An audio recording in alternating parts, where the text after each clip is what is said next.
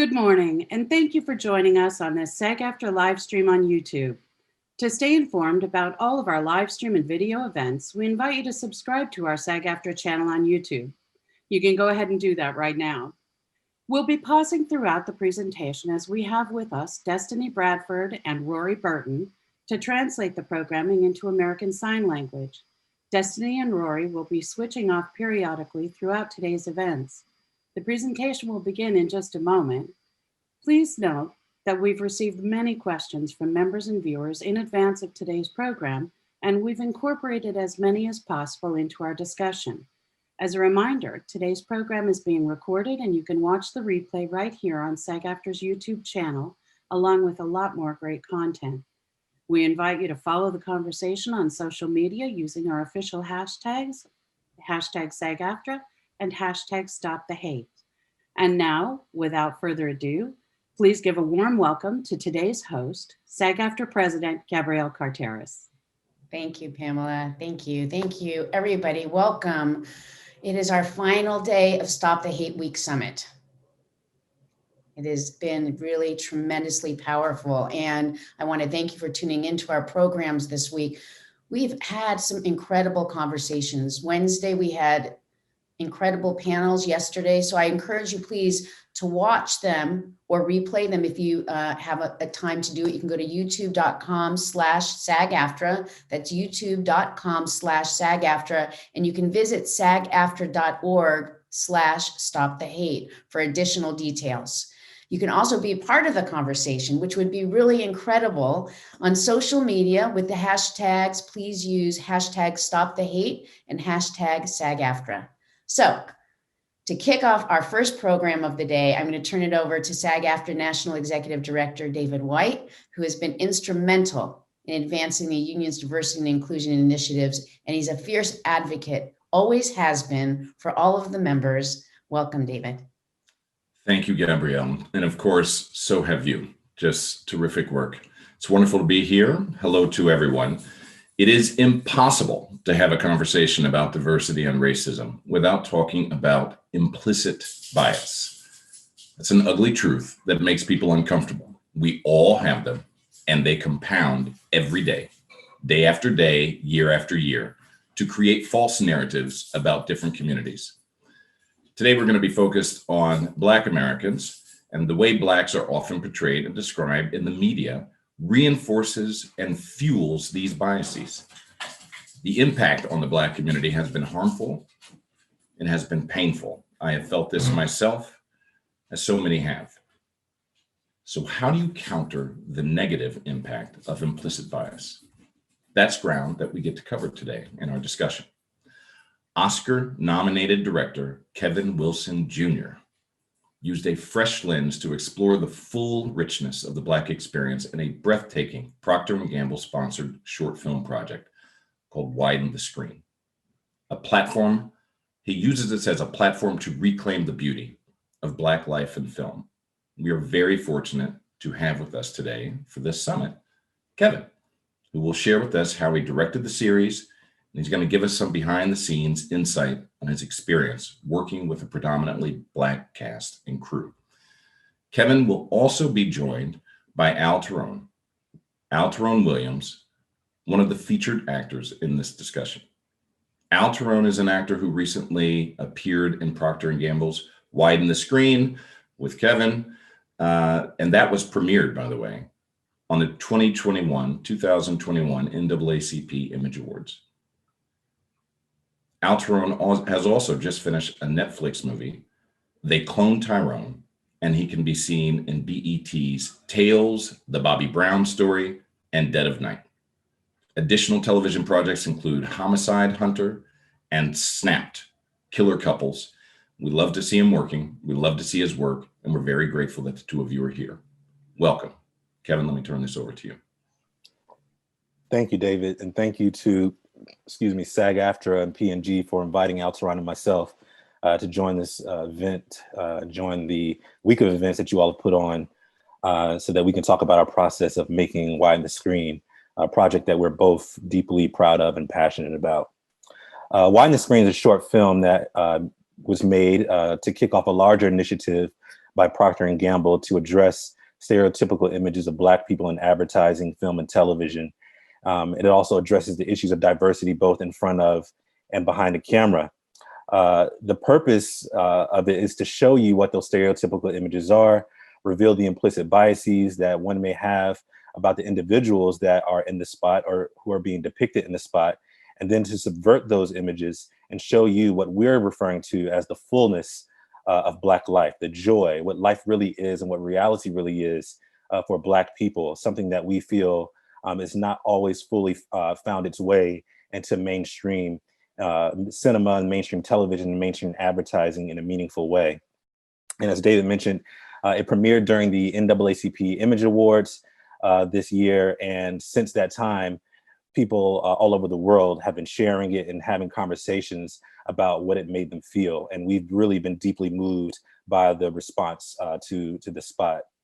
I was recently signed to Chelsea Pictures for commercial representation. And about a month or two after really getting my career kicked off with them, I got a call from my reps there, and a script was sent to me that was written by a Gray agency, Gray New York. And they had partnered with Procter & Gamble to address stereotypical images in Black cinema and Black television. And when I read the script, I was completely blown away.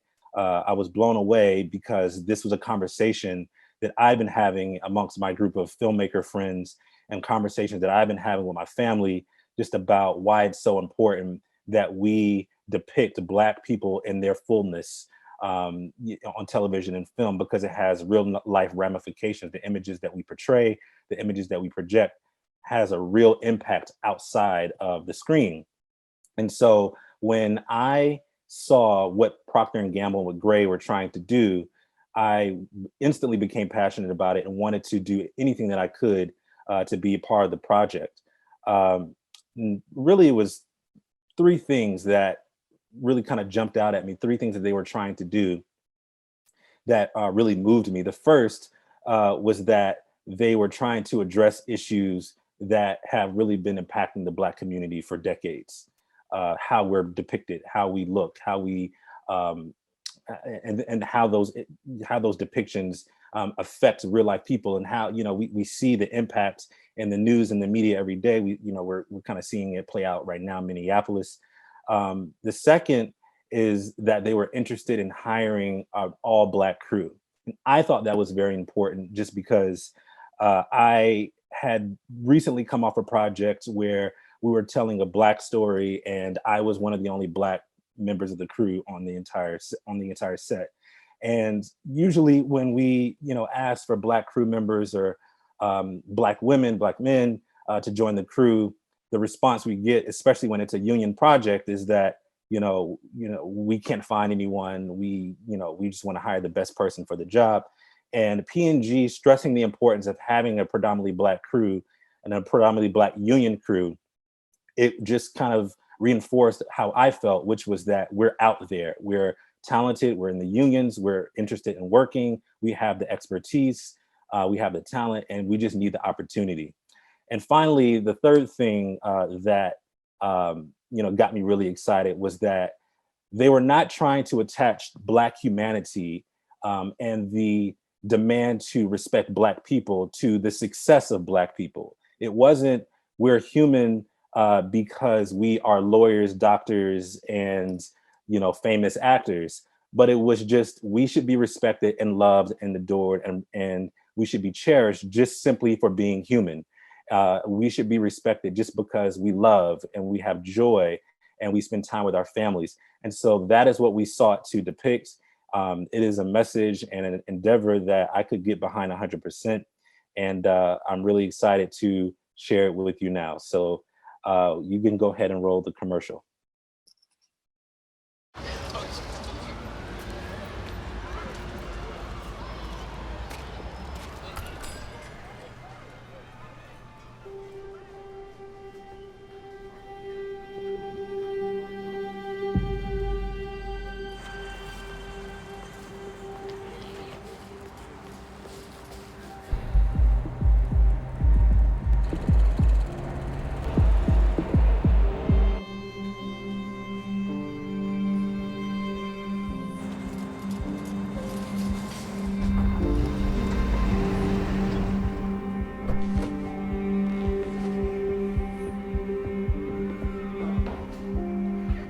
you know what happens next.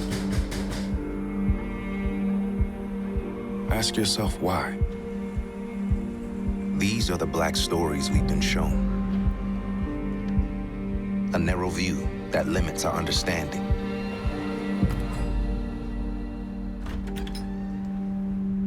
But there's so much more to see.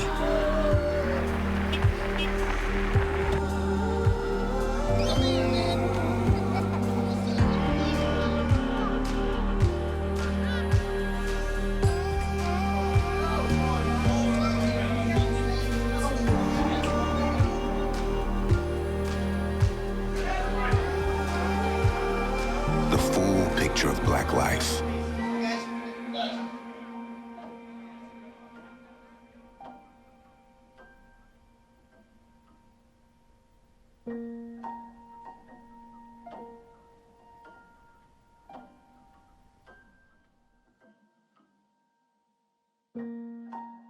Let's widen the screen so we can widen our view.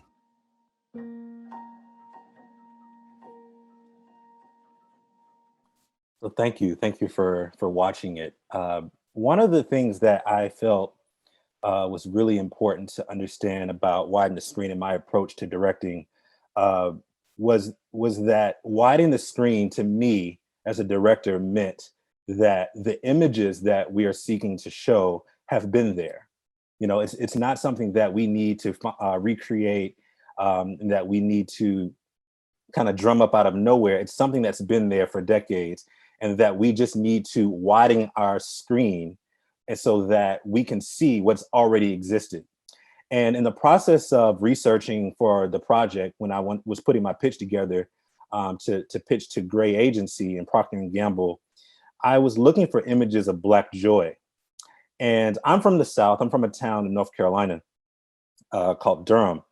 And what I found when I was doing my research was a group of images that was shot in 1941, when there was still segregation, when, you know, Black people had to go to one school, when white people had to go to another school.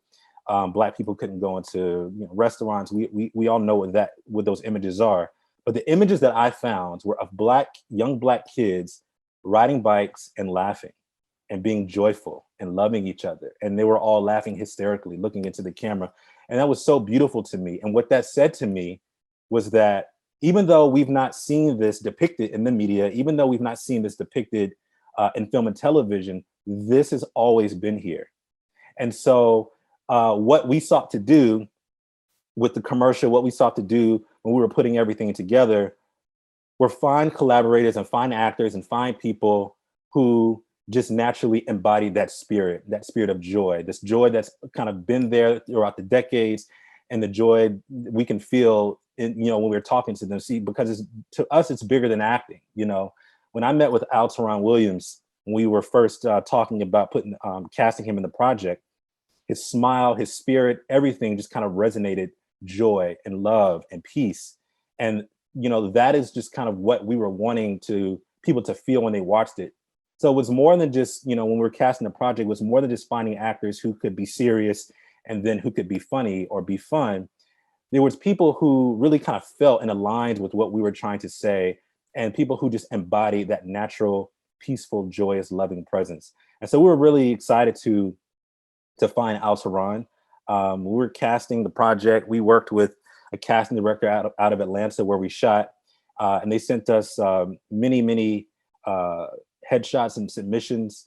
And for all of us at Gray, you know, at Chelsea, Teron just kind of jumped out at us. It was a no-brainer for us, you know, just by looking at him, by looking at his headshot, by looking at this, you know, his submission, the stories that he had to tell about who he was and what he felt about what we were doing.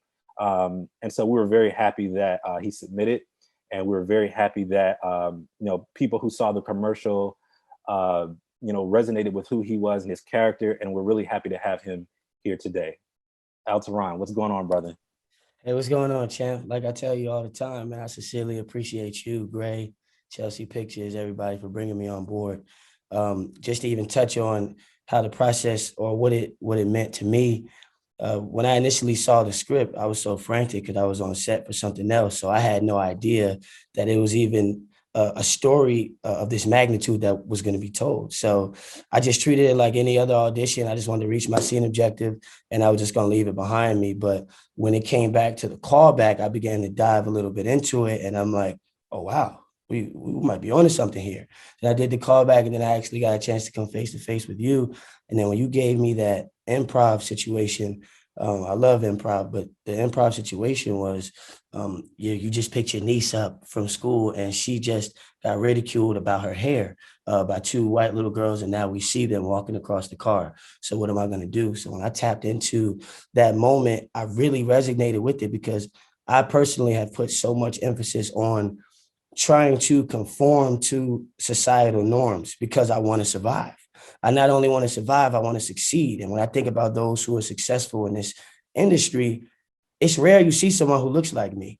And so to see what you guys were trying to do, I literally felt at home, you know what I mean? So it's just like, I'm thankful, I'm honored. And this is a story that's honestly going to be around forever because we won't ever get everyone to agree, you know what I mean, with our ideology of us being human. I don't think we're asking for anything more than that.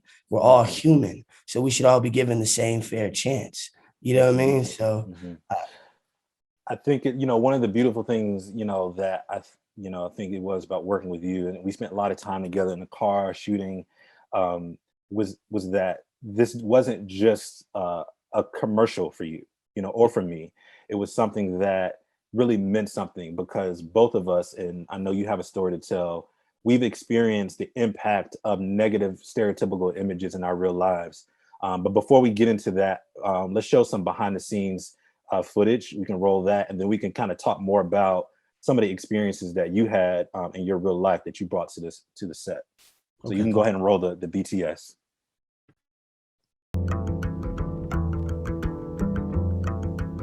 Today we are making a film about subverting stereotypes in cinema when it comes to Black people and the portrayal of Black people in television and film. For me, widening the screen is basically taking a look at life in the middle for Black people, a normalization of Black life to allow people to see themselves in Black life. We're going to embrace the whole culture. Once we start seeing different avenues and different spectrums, I feel like the boundaries get pushed. It's always great when the cast and when our crew is representative of us. It's mostly, a Black crew. As the producer of the film, I primarily was responsible for coordinating a lot of the crew and talent that we hired for the production, from director to DP and our editor. And this is the first time in my career of almost 20 years of producing film that I've seen that.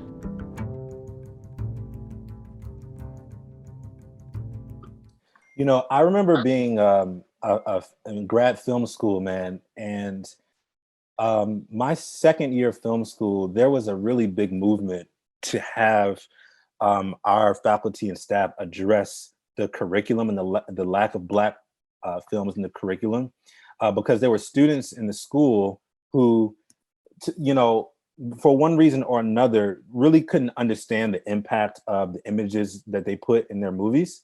So there was one student who had cast a Black man to play a drug dealer in their film. And then there was another student who had cast a Black woman to portray a prostitute. And in both of these movies, these Black characters were in some way dealing with other white characters who were protagonists, and the Black characters were antagonists. And it really kind of frustrated a lot of the students in the program. And we had a lot of conversations about this because we felt that it was important to really hit it head on because, film schools, for those who do go to film school, are putting filmmakers out and sending them straight to Hollywood to make movies, television, commercials, movies.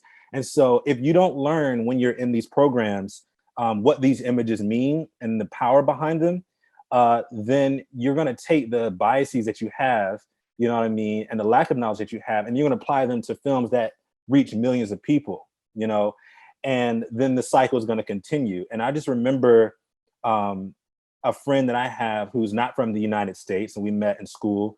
I remember them talking about being from a country where they'd never met anyone who was Black before. And the only idea that she was able to form about who Black people were was from the movies and television and commercials that she watched. And so when she came, she already had ideas about who I was and who other Black people were in the program, just because of what she had seen in television, film, and in advertising. And so really that kind of hit home the just power of the image, you know? And I've had experiences where I've come in contact with people and have done nothing wrong, and they've crossed the street while I was walking down the street, you know?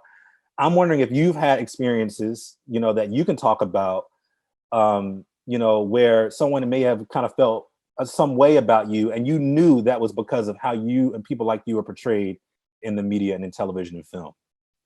Oh, of course. I mean, if we're speaking about just real life, I mean, you go anywhere that's not in a sense a safe zone, and you can just tell energy shift. It's just like that moment where you may be walking down the street and someone hits that lock button because you walk by, and in your mind you're like, dude, I'm not even worried about you. But at the same time, quickly it's automatically dismissed because you know why they did it. They're literally playing into the typical stereotype that's against us. I think about whenever I'm pulled over, my mom has me FaceTime her for every second I'm in the car because we never know how it's going to end up. There's so many different stories of people who are, first of all, human, and their lives are taken because someone else was scared, and they have the power. You know, I don't want to turn this into a police brutality thing, but No, let's talk about it, bro. Let's talk about it. At the end of the day, when you think about these people who are taken away, and then they have these BS excuses of, I thought it was my taser, or I was scared, or that's someone's son, that's someone's brother, or that's someone's daughter, even, because it's not just men. That's another thing. Like it's this, the color. And of course, we're trying to break what has already happened. So we're demanding equality right now, but there's still a reality that's already happened. So we just got to fight a little harder. But when I think about Widen the Screen, it was such a phenomenal piece, because like I sometimes find myself going through just to scan comments because I just be curious of what we did to people. And when you go to read, people say some of the wildest things in regards to, this is what we needed. This should be a movie. This should be on Super Bowl. People are in tears. Like my phone has honestly been going crazy, and not even like my friends, more so people who know of me. And it's like, I've been reached out by college universities. They want me to come speak. Police academies are trying to implement this into some type of curriculum or something that's mandatory to be seen. Wow. It's bigger than I could have even imagined. So it's I feel like I have an idea, but I'm gonna ask you anyway. You know, because I've met a lot of people. I've seen a lot of people who said they were in tears as well, including people from the school I went to. Why do you think people were moved to tears by this, man? Personally, I think people were moved to tears because, in a sense, within how we live every day, it's what we've been screaming. People go to work every day. People have responsibilities. They have families. They have a heart. Like I keep saying, we're human. You know what I'm saying? So at the end of the day, I feel like in that 2 minutes, don't get me started on Marshall Ali, but in that 2 minutes, we literally, I feel like, spoke for the entire race. You know what I mean? This wasn't about like, it's me inside of that, the character, that really is who I once was, or even people I know, like on both sides of the spectrum. I have a goddaughter, I have a niece, I have just family, you know, a grandmother, I have everything. But before that door opened, everyone who watched it thought that I was doing a drug deal or doing some type of malicious activity. But why?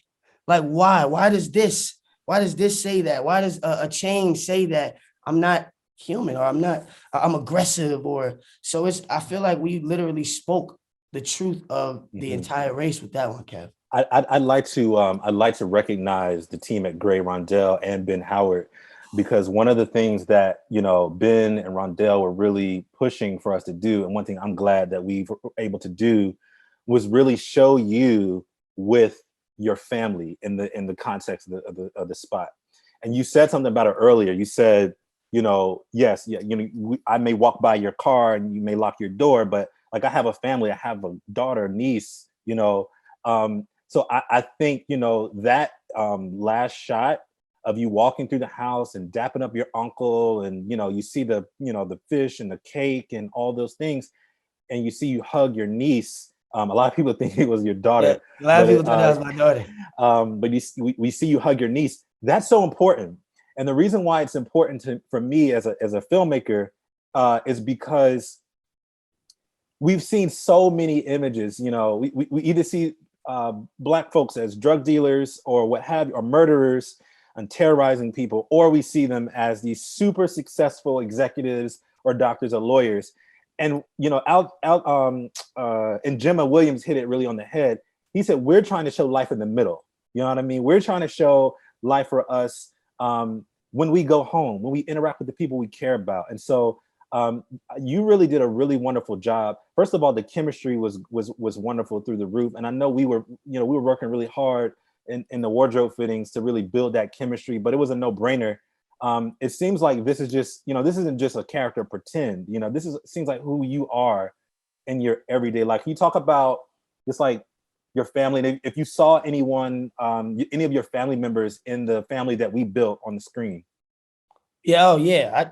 I saw, so I have a goddaughter named Journey, and she actually has a birthday coming up. And I also have a little cousin named Amaya. So when I literally, the grandmother as well, her smile was so electrifying. Like just the energy on set. Like I'm telling you, the casting was so phenomenal. Grandmother was portrayed by Diane Harvey. Everybody, Diane Harvey. I called her Grammy because that's what I called my grandmother. So I didn't even take the time.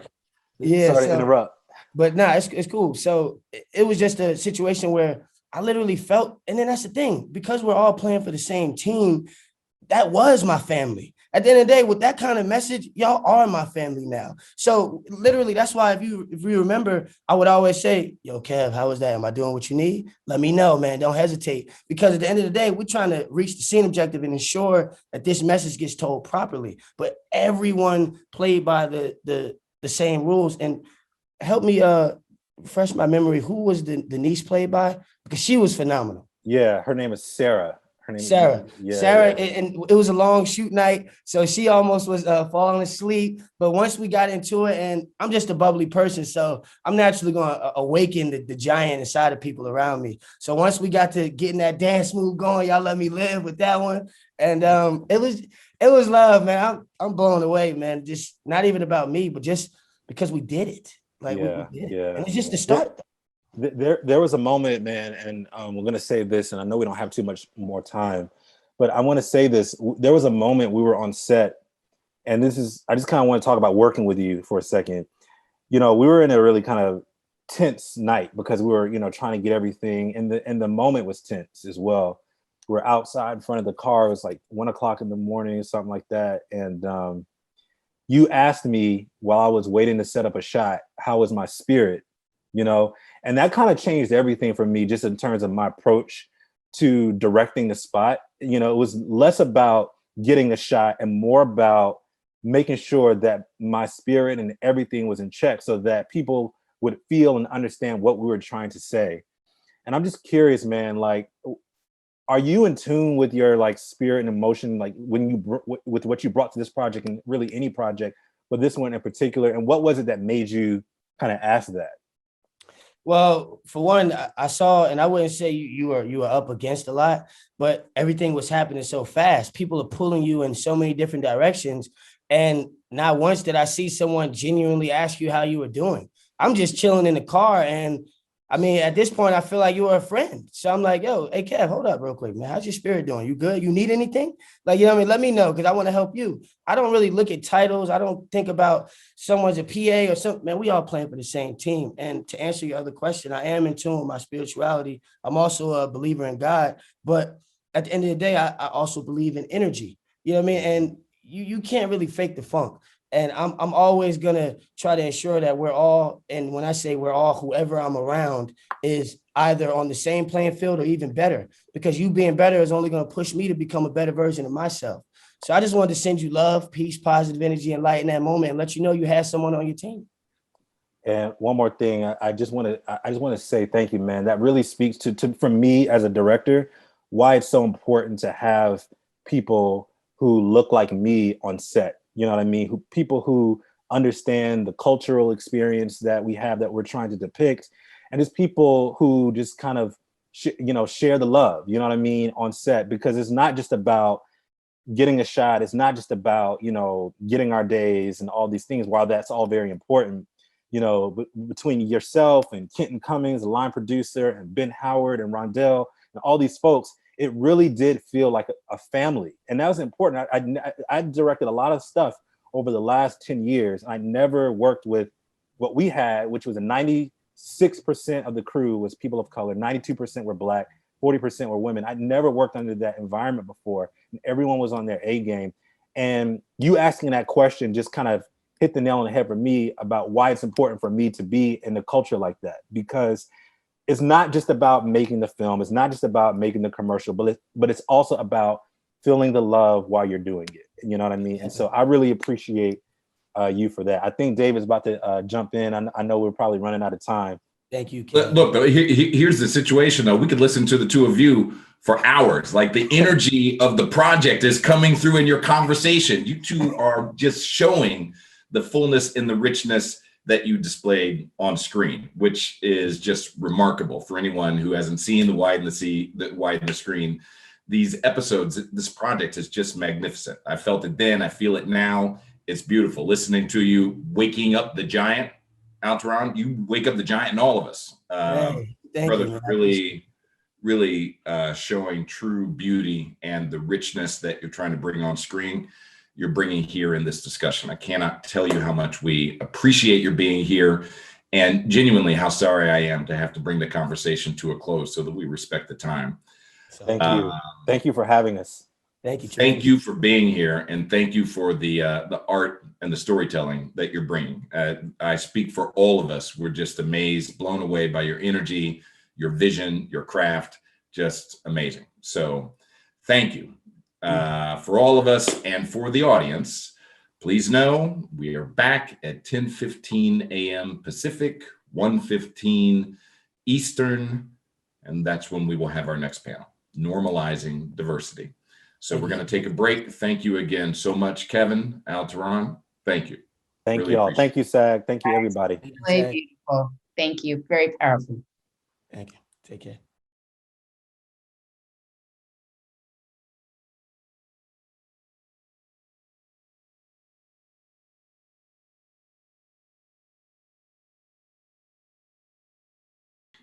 Here we start again.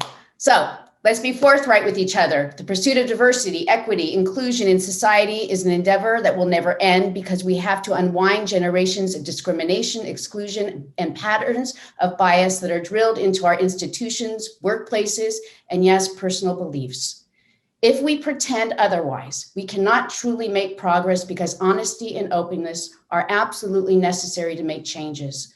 Changes that can only happen when we are able to engage people in their deeply held beliefs that drive them to take actions and bring them to a place where they see not only the need for individual change, but deep systemic change. So to consider how we begin to normalize diversity, we have a great lineup of change makers who will share their insights and inspiration from their own experiences working to break down decade-old barriers that have traditionally limited visibility, acceptance, and opportunity specifically for the Black community. To guide us in this probing discussion, I am deeply pleased to welcome John Murray, who has a rich palette of roles as a TV host, commentator, and pop culture expert. Thank you for being here, John. Thank you, Gabrielle. Thank you for having me. And welcome to SAG-AFTRA Stop the Hate Week, everybody. As Gabrielle mentioned, this is the panel for Normalizing Diversity, Change the Narrative. And I'm your moderator, John Murray, and I have some very capable panelists joining us for this dialogue today. She's the creator of #OscarsSoWhite and Rainy Day Jobs, as well as a diversity and inclusion advocate. Please welcome April Rain. She's also the founder of Who You Know, an advocate for people of color in media, and she's the VP of Unscripted for Reese Witherspoon's Hello Sunshine. Bree Frank is joining us live from New York City, and he's a Broadway actor and a choreographer who's earning acclaim as his role of Uncle Clifford on Starz hit drama P-Valley. Nico Anand is here, and we're gonna have a good time with him. Thanks for joining this dialogue. And I want to jump right in. Let's start with a question that I find that I get often talking to friends and colleagues. Last year in 2020, we saw Hollywood respond in a major way to the injustices of George Floyd and Breonna Taylor. I even did a segment on ABC News talking about Hollywood's racial reckoning. So my question to you, and we'll start with you, April, today, have you felt or seen the impact of Hollywood's so-called racial reckoning? Maybe, sort of, kind of, a little bit. I think Hollywood is doing what they can, but more needs to be done. And I think the most that we're seeing are from streaming services as opposed to larger studios. And I think that's because streaming services seem to be democratizing the process a little bit. It's easier to get to a Netflix or a Hulu or an Amazon Prime than it is to get to a Paramount or 20th Century. So, I think it remains to be seen whether this is going to be a moment or a movement. And I'm definitely hoping for the latter. Bree? I always joke that people Christopher Columbus racism last June. They're like, look what we found. And it's been there. I think that I do agree with April. I think that certainly the streamers have shown up and lots of production companies want to do the work. I would really like to see the studios dig in there and allow for people to tell stories about who they are and believe them, and to move beyond the pain and exhibit the joy of so many marginalized communities. And I really do hope to see meaningful change, and I hope that it will last. I don't want to be the new Kale. I want to be forever, Nico, the new Kale, brother. As I wear my green on this chocolate, I just say, yes, come on, Bree. I definitely think that, it is about a movement. And I don't think it's just going to be just for the moment. I feel like, there's just so much that's going on in everyone's life as we have been at this place of halt, where people are really, truly demanding it. And everyone, more people are craving the broad stretch of all that we are. When you talked about the joy, I think that that's so important to move beyond the trauma. You have to be able to see a way, so for creatives of all walks, the writers, the performers, the musicians, everyone really bringing something of a possible that can offer a way for us to exist and be able to take in each other.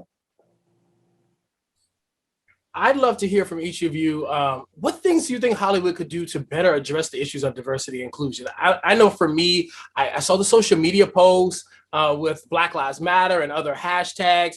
I saw studios and some networks trying to up their slate of African-American or diversity-themed programming. But we all know that is like a Band-Aid on a bullet wound. There's more that needs to be done. And so, Bree, I'll come to you first on this one. What more do you think Hollywood could do to make some real changes, some real progress in this area? Yeah, first, we're not posts, we're people. Secondly, I think that a lot of times when people are trying to address it and they are finding jobs or selecting folks, that is a conversation about the grapes, but not the vine. What I personally would like to see is the infrastructure to change in terms of the C-suite, and to make sure that people up top are more reflective of the way the world looks. And I think that if you are curious as to whether or not you're doing it right, I encourage you to look at your About Us page, because your About Us page is your constitution. That's good stuff. Nico? I don't have nothing else to say because she just said it all, because that is it. Literally from the top on down. Seriously, I think about different type of accessibility and internship programs to allow people on the inside, from the producers. It's just very strange when you're in, even as a performer, you go in and you're doing these things and it's like, wait, no one above this pay grade has any idea of what this world exists or what this is. Oh, no, this isn't pretend. This is actually real. These are real people, real cities, real experiences. So I definitely think that having more of a diversity higher up, and it's not just about writers, it's not just about having Black, brown, Asian, queer, all people of color in the writing room. It goes so far beyond that. You need producers. You really need executives that can finance and marketing. All of these things really impact how people digest our stories and have access to them. April. One of my biggest concerns right now with this summer of racial reckoning that we just experienced is performative allyship. You know, folks saying that they want to be down, but truly don't know how. And so there's a concern about cultural competency. You know, and as Bree and Nico have both said, it needs to be from the top down. And the way to do that is to tie bonuses to the actual inclusion initiatives that are happening. So the CEO doesn't get that six-figure check or whatever the case may be if the numbers aren't right, falling below him. If you have a diversity and inclusion officer at your company, to whom do they report? Do they report directly to the CEO? You know, are you doing blind resumes so that HR doesn't necessarily discriminate against folks who may have an additional vowel or something in their name? What does the recruitment and retention and mentorship programs in your company look like? I mean, there are a myriad of ways, and I work with companies all the time having these conversations about what are you really going to do on the inside? You know, you may put a Black face in that trailer, but when we look behind the curtain and it's as white as the Oscars, then we still have a lot of work that needs to be done. May I add also to what April is saying? And I think that when people are trying to do the work of diversity and inclusion, they treat it as like the tentacle versus the body. It's like it is the body of your organization. And really what you should be looking at is the culture of your company and the power structure, because the culture isn't what you say it is. It is the lived experience of the people who work inside your infrastructure, and if they can bring their entire selves to work. And so I often say that I think that what needs to happen within these powerful organizations and institutions, that people need to become a student to their power, and they need to sit down and observe and allow the narrative of how we think about anyone who is othered or marginalized for them to define what that is. And I think that what often happens is that people want to sit back and think about it as like an exercise, like they're going to save the dolphins. And it's like, you need to do the work of a human. Like, you're not rescuing turtles. You are literally just trying to connect to the human experience and believing the stories of people who have not been allowed to define who they are so readily. That's good stuff. You know, if I may add to that, I also often tell people, you know, diversity is not recycling.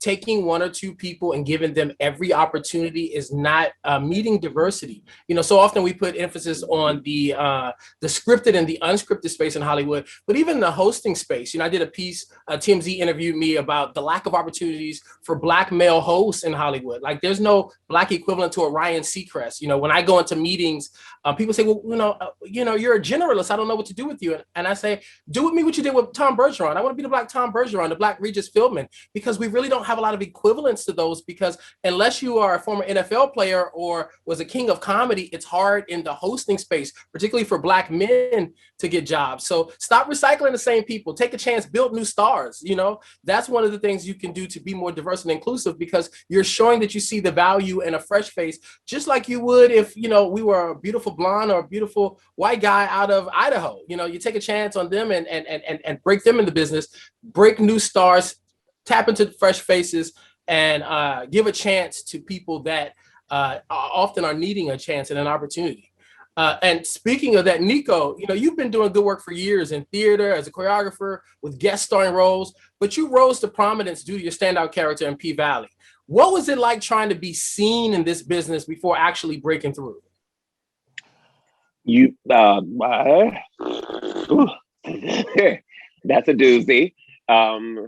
It kind of, there were two different kind of experiences. One, as a person, as an artist, I didn't feature it, you know, as a Black man in this country and first generation. My dad is from Ghana. So there was a different type of mindset that I had that was beyond of what America told me, because I knew who I was. I knew my family from back, you know what I'm saying? And I think that having that experience as a child affected me so that I didn't subscribe to a lot of the stories that I was being told. I had a moment when I realized last year, literally in 2020, in the midst of the pandemic, doing a show at the Signature Theater, I was like, oh my God, this is my first time that I'm allowed to be seen like this, in this way, in this role. And it really caused pause, because I had been driving so hard, you know, and in the fight, like my brothers and sisters, you know, and it was just like, oh snap, to be able to be in the space where you are seen. It was a different, I couldn't articulate what that was, because I had never experienced it, honestly, until last year. And it had nothing to do with TV. So I think that the moment right now that I'm experiencing being on P-Valley and with stars, it definitely was, it's an eye-opening thing. You know, the show itself is very, it has its risque moments, but it has its very tender and beautiful moments. And I remember in the audition, they actually, at the screen test, they actually asked me, they said, so, you know, there's some nudity in the show, you know, how do you feel about this? And I said, let me ask you a question. When was the last time that you saw a dark-skinned, full-figured body being made love to on the screen? There was silence. And I said, so if I am the one to the vessel to do so, so be it. Took a sip of my Sprite and walked out the door. But I feel like, you know, so it definitely is a moment. It's a moment. Nico, you saying that reminded me of the scene from Insecure when Issa's character was, you know, having the sex scene with the TSA agent. And I remember the comedian Kev on stage posted on social media, a chubby love scene. I feel seen, you know, that's funny. Yes, it's real. I'm just saying, you know, the diversity goes so far beyond just our skin. It goes into our identities. It goes into our hairstyles. It goes into all of our sizes. I mean, most folks I know, whether you straight, gay, bi, pan, you like a little fluff. You like a little weight with the pushing. You know what I mean? You know, everybody, let me not take this conversation there, but I'm just saying, you know what I mean?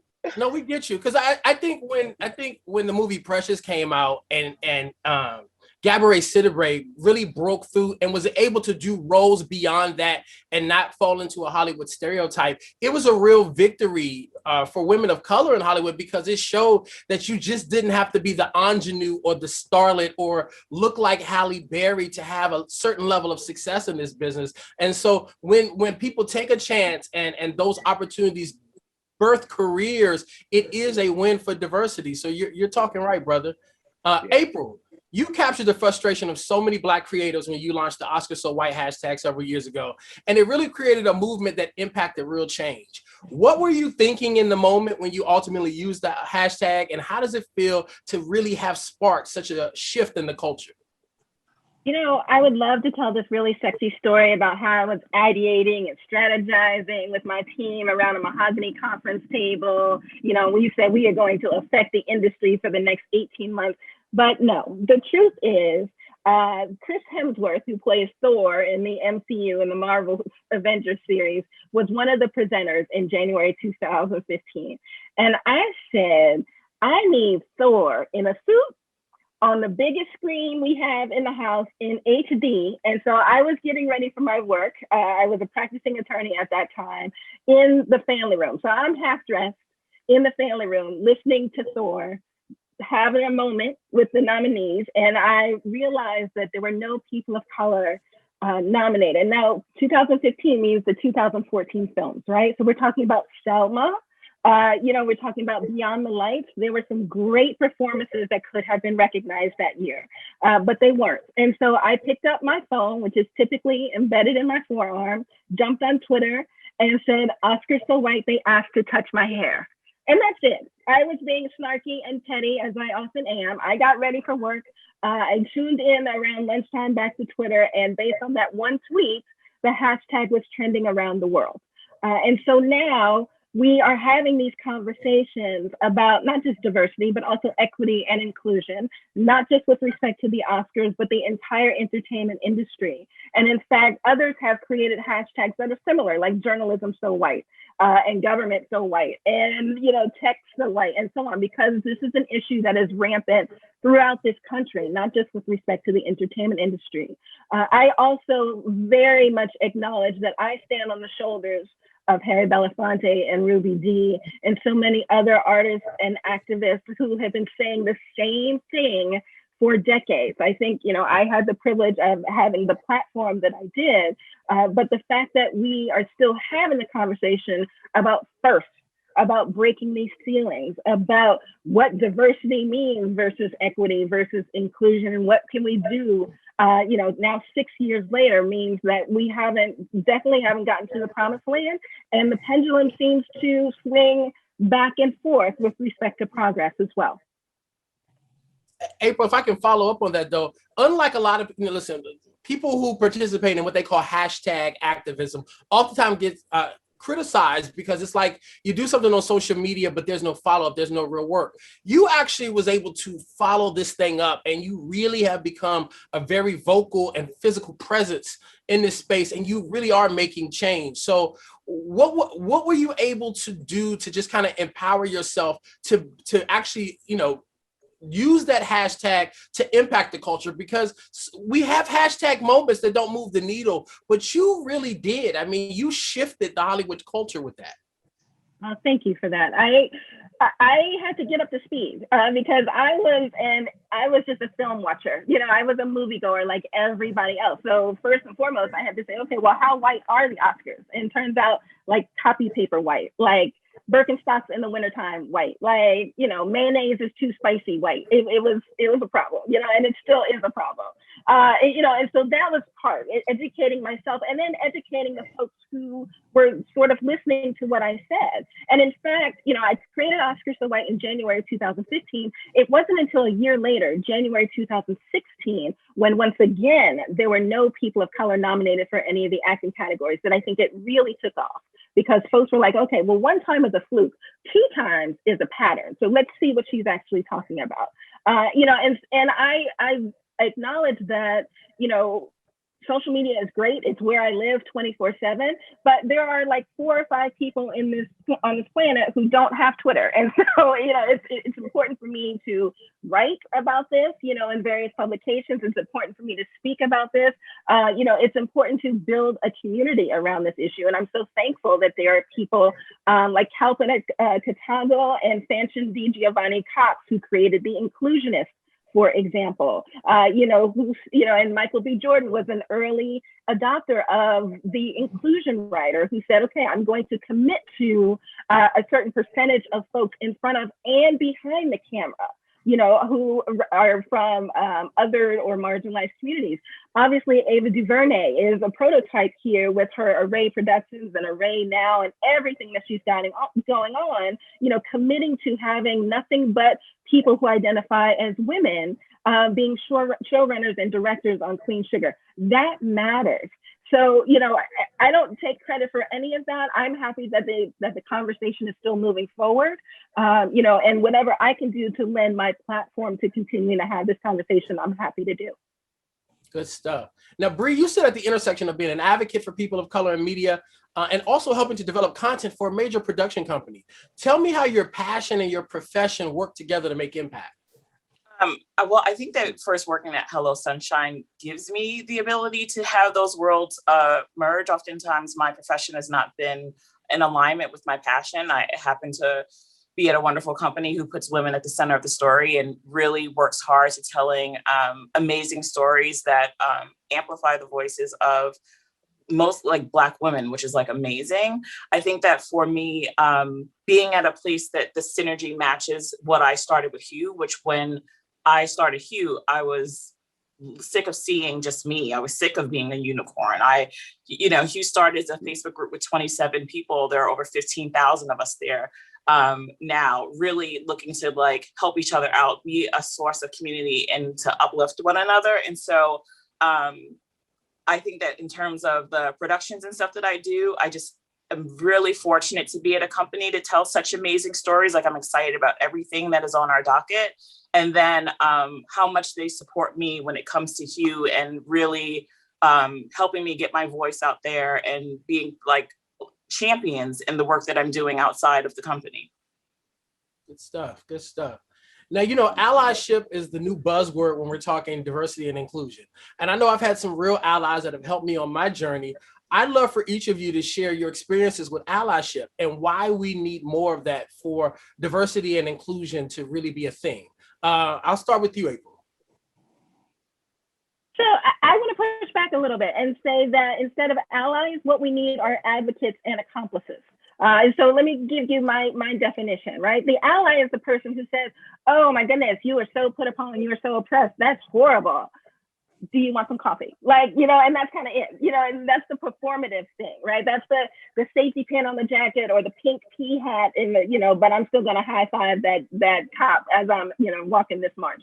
An advocate or an accomplice is a person who uses their privilege to stand in the gap for those who are marginalized so that that person can get things done. And we all have the opportunity to do that. You know, I recognize that as a Black woman, you know, I'm going to suffer at the hands of racism and sexism, but I'm an able-bodied woman and I am a cis hetero woman. And so I do have privilege over the LGBT plus community and the disabled community and folks who live with disabilities, right? And so I have the opportunity and responsibility in my mind to be an advocate as well. You know, and so I think about, you know, folks like Ava, folks like Michael B. Jordan, folks who are normalizing, and, you know, I would love to talk about the distinctions between diversity and inclusion too, but folks who are normalizing inclusion and not being, you know, banging you on the head with it, but just making it a part of their culture and practice. And that's what we need. You know, we can see folks like Mark Ruffalo, who speaks out about environmental issues all the time. That's important because what we need are advocates and accomplices who are in the same community as the mainstream, as the gatekeepers, as the folks who, you know, very often have the power and can make the change. Because we all know that we learn best from within our own community, right? And so that means the white men, the straight older white men who are in power are going to listen to our Captain America, Chris Jamal Evans, you know, faster than they listen to April Ray. Bree.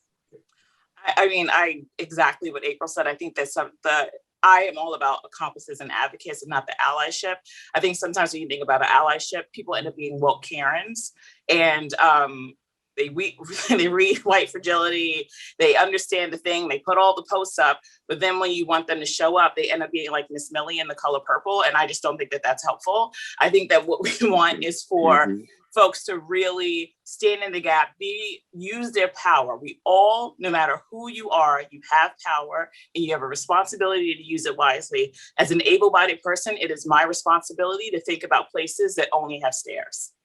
Like you, as a straight person, it is my responsibility to stand in the gap for the LGBTQIA plus community. Like it is we all have a responsibility to speak up.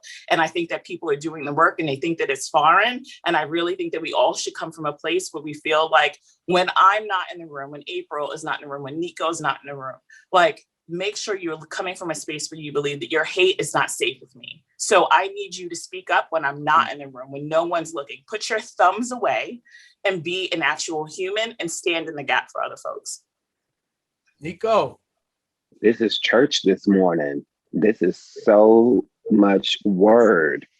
The thing that I'll say definitely, because I'm about the whole advocacy and accomplices, is even as an actor, you know, space changes when you have different access.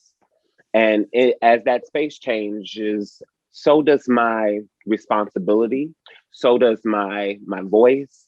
And I think that as people become more woke, so to speak, and are aware of the issues that are going on or within their corporations and productions, it is okay to say, I did not know, and do something about it. It's not okay just to do the one. You can't just do the latter. You have to do both. Okay, you did not know. Now let's come up with a plan. You don't have to look to me to come up with a plan. Now you should include people that look like, sound like, move like me in getting, you know, resources, but you have to do the work. We all have to look in the mirror. I have to look in the mirror and say, oh, you know what? As a gay man, you know, you doing some things. And I'm like, but why? I've been gay all my life. But now people are seeing you and you're not the gay that they're used to seeing. You're a different kind of gay. And it's like, but everybody is different regardless. So what are you talking about? You know? So there's space for everyone to grow on all sides of the border. Yeah, there's Can I grace jump waiting in? for. Oh, I'm sorry. Oh, sir. I was going to say that there is grace waiting for you, but it cannot come without accountability. Come It's on. there. Come on. A word. I just want to roll back a little bit and give my definition of the difference between diversity, equity, and inclusion. Because That's I so think funny because I was just about to ask you that too, Okay. April. So go right ahead. You're too good of a moderator. I should have just waited.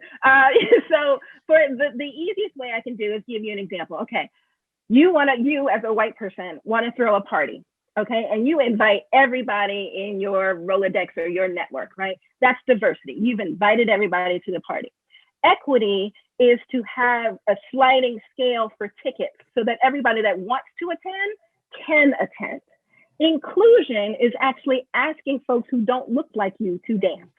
So you have to have all of it, but stopping just at diversity means that, okay, you may have some different faces or some different identities in the room, but they don't feel like they have any agency. They're not sure why they're there. They're not comfortable being there. You're just checking a box.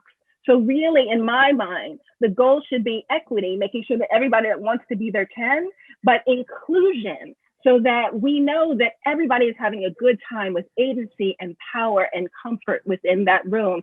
And as Bree said, even when you're not in the room, that room, the temperature hasn't changed because you're still doing the right thing. Thanks for letting me jump in on that. April, you might need to put that on a t-shirt. Diversity plus inclusion equals equity. That's the math problem that I think most people need to add up, because that's pretty brilliant. For anyone who may have just joined us midway through, this is SAG-AFTRA Stop the Hate Week. This is the panel on changing the narrative. We're talking about diversity. And I want to get to we have some member questions also, by the way, that we're going to be getting to really soon. But the next question I have for the panel is, have you any of you all been the only person of color in the room or on a project? And what has that experience been like for you? Nico, I'll come to you first on this one. Yes. Oftentimes, there's that space where you are I feel like it all started for me back when I think about print campaigns, and, there would be the one chocolate person, whether they were the international model or whether, this is the urban one. And then there would be times where, I would be the only person that identified openly in the LGBTQ plus space. And then all of a sudden, I'm the professor and I'm the specialist on all things that are gay, lesbian, bi, trans. And it's like, hey, I'm learning too, That's what I mean when I say we all have room to learn, because everyone has a different experience, I'm just saying, being from the South versus being in New York, that, and if you are in the LGBTQ plus space, those are two totally different worlds, maybe similar identities, but region has a lot of effect on diversity as well. Bree.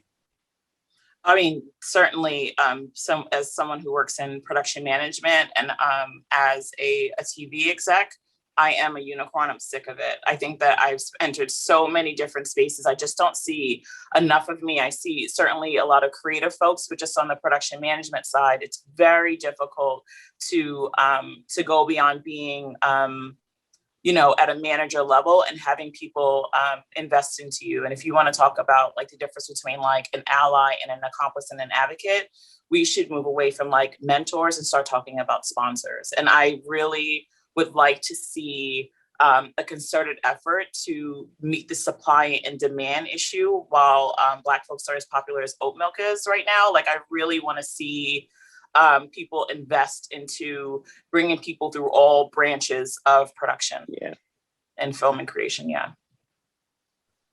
Listen, I thought I was good with the one-liners and the zingers. Listen, Y'all are killing me, and I'm trying my best not to Oh my God, I try not to laugh when you're talking because I know the audio bleeds when you're doing these things, but you guys are killing me today in all the best kind of ways.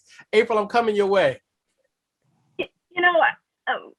At this point, when I come into a room that is typically all white or mostly white or all male, it's because they've invited me there. So they already know how I'm going to show up. And, and it's my job to call folks out because you've invited me to strategize with you about how to make things better, right? And so then we talked about some of the things that we've already talked about. You know, what are you going to do to improve the lives of the marginalized folks that you already have here? And then what are you going to do to bring in more folks who may feel othered, right? And then how are you going to hold yourself accountable? You know, so I'm consulting with you for 4 weeks or 6 weeks or what have you. What happens after I leave? You know, how do I know that there's going to be a commitment? Because part of it is I won't let you say that you have consulted with me until I see real change. Like, so there's a two-way NDA. You're not putting my name on something saying, oh, well, the Oscar so white lady is here, so we're all good, if I see that you haven't made real change. You know, and so it's an ongoing process. It's interesting with respect to who is starting to get it right, who is interested in getting it right, and who is just sort of attempting to slide on by. You know, I don't work for SAG-AFTRA, so I can say what I want to say. Look at the Golden Globes. Like, you know, Oscar So White happened in 2015, right? And so they started to make some change in 2016, change with my air quotes. And then they started to make more change with my air quotes in 2020. And Golden Globes have been sitting there that whole time like, oh no, we ain't got no Black folks either, but we hope that nobody says anything. And then LA Times drops that incredible, you know, news report. And then they slowly but surely make change when they could have been doing that all along, right? And so I believe in meeting people where they are, but I'm also gonna ask you, why did it take you this long to get here? And what are you going to do to make up for the time that you've lost? Your work can be as a result of you trying to run from cancel culture. Like, there is no running from cancel culture. It's, you know what I mean? Like, you're going to show up and you're going to be exposed because you have to do the work. And it's just like, I think that that's probably one of the most beautiful things that has come from this like reckoning, is that there is an accountability that probably never existed before, but the pain is real and it's long. And even the folks have been like, I know the last, like, you know, like however long it's been hard for you. I'm like, 400 years? That long? Right. Yeah. You know, Shonda Rhimes is the highest paid, and some would argue, you know, the most successful contemporary showrunner in all of Hollywood right now. You know, her series Grey's Anatomy is still one of the highest rated on linear television, and her streaming series Bridgerton was record-breaking for Netflix in the streaming platform. Those shows have two similar components. They happen to be two of the most diverse and inclusive projects ever created. Do you think Hollywood will ever realize that diversity and inclusion really is a pathway to greater success? Because she's proven to win in two separate mediums with the same formula. Do you guys, and anybody can jump in, do you think Hollywood would ever catch up to the recipe for Shonda's success? They better. Well, let me just say, I want to touch the hem of Shonda's garment, because she is all of the things. You know, but literally the research shows from the Annenberg School, from the inclusionists, the research shows that representation matters. And that the more diverse a project is, the more money it makes. Because, you know, you pick your TV show, you know, that may have a focus, you know, Fresh Off the Boat may have a focus on the AAPI community. Empire may have a focus on the Black community, but that is just one aspect of who we are, right? We're all multifaceted. You know, none of us is a monolith. And it's not just AAPI folks who are watching, or we're watching Fresh Off the Boat. It's not just AAPI folks who are going to see Crazy Rich Asians. You know, $1.4 billion for Black Panther. That wasn't just Black folks. I mean, they got several of my coins, but it wasn't just me getting to that point, right? And so if your story is universal, then the universe is going to come see it. So why not make it as inclusive as possible? You know, I think even on Broadway, we saw that with Hamilton, right? Everybody loved Hamilton, despite the fact that it wasn't a cast. Had they stayed true to who the original founders were, would have been all white. Yeah, I'm always fascinated by that, like the idea that like a Black love story is not a universal story, yet a lot of the conversations around like these like staples exist. But then if I bring up The Last Dragon, or, you know what I mean, or Love Jones, people are just like, what, like, if I'm talking to like some of my white friends are like, I've never seen it. I'm like, I can name 30 million white films that I've seen and I've loved. The idea that you cannot relate and connect because of skin color is something that you need to investigate. Even when you are at work and people want to go out and do karaoke and everyone knows all the words to something and I don't, I'm like, when y'all put on Luther, I'll show up. Like, do you know what I mean? Like, it's all about really trying to deconstruct what it is that we want to see, and also realizing that it can't be that we just want to see Black bodies miming whiteness, that it has to be that we are, you know what I mean, or Asian bodies like miming whiteness.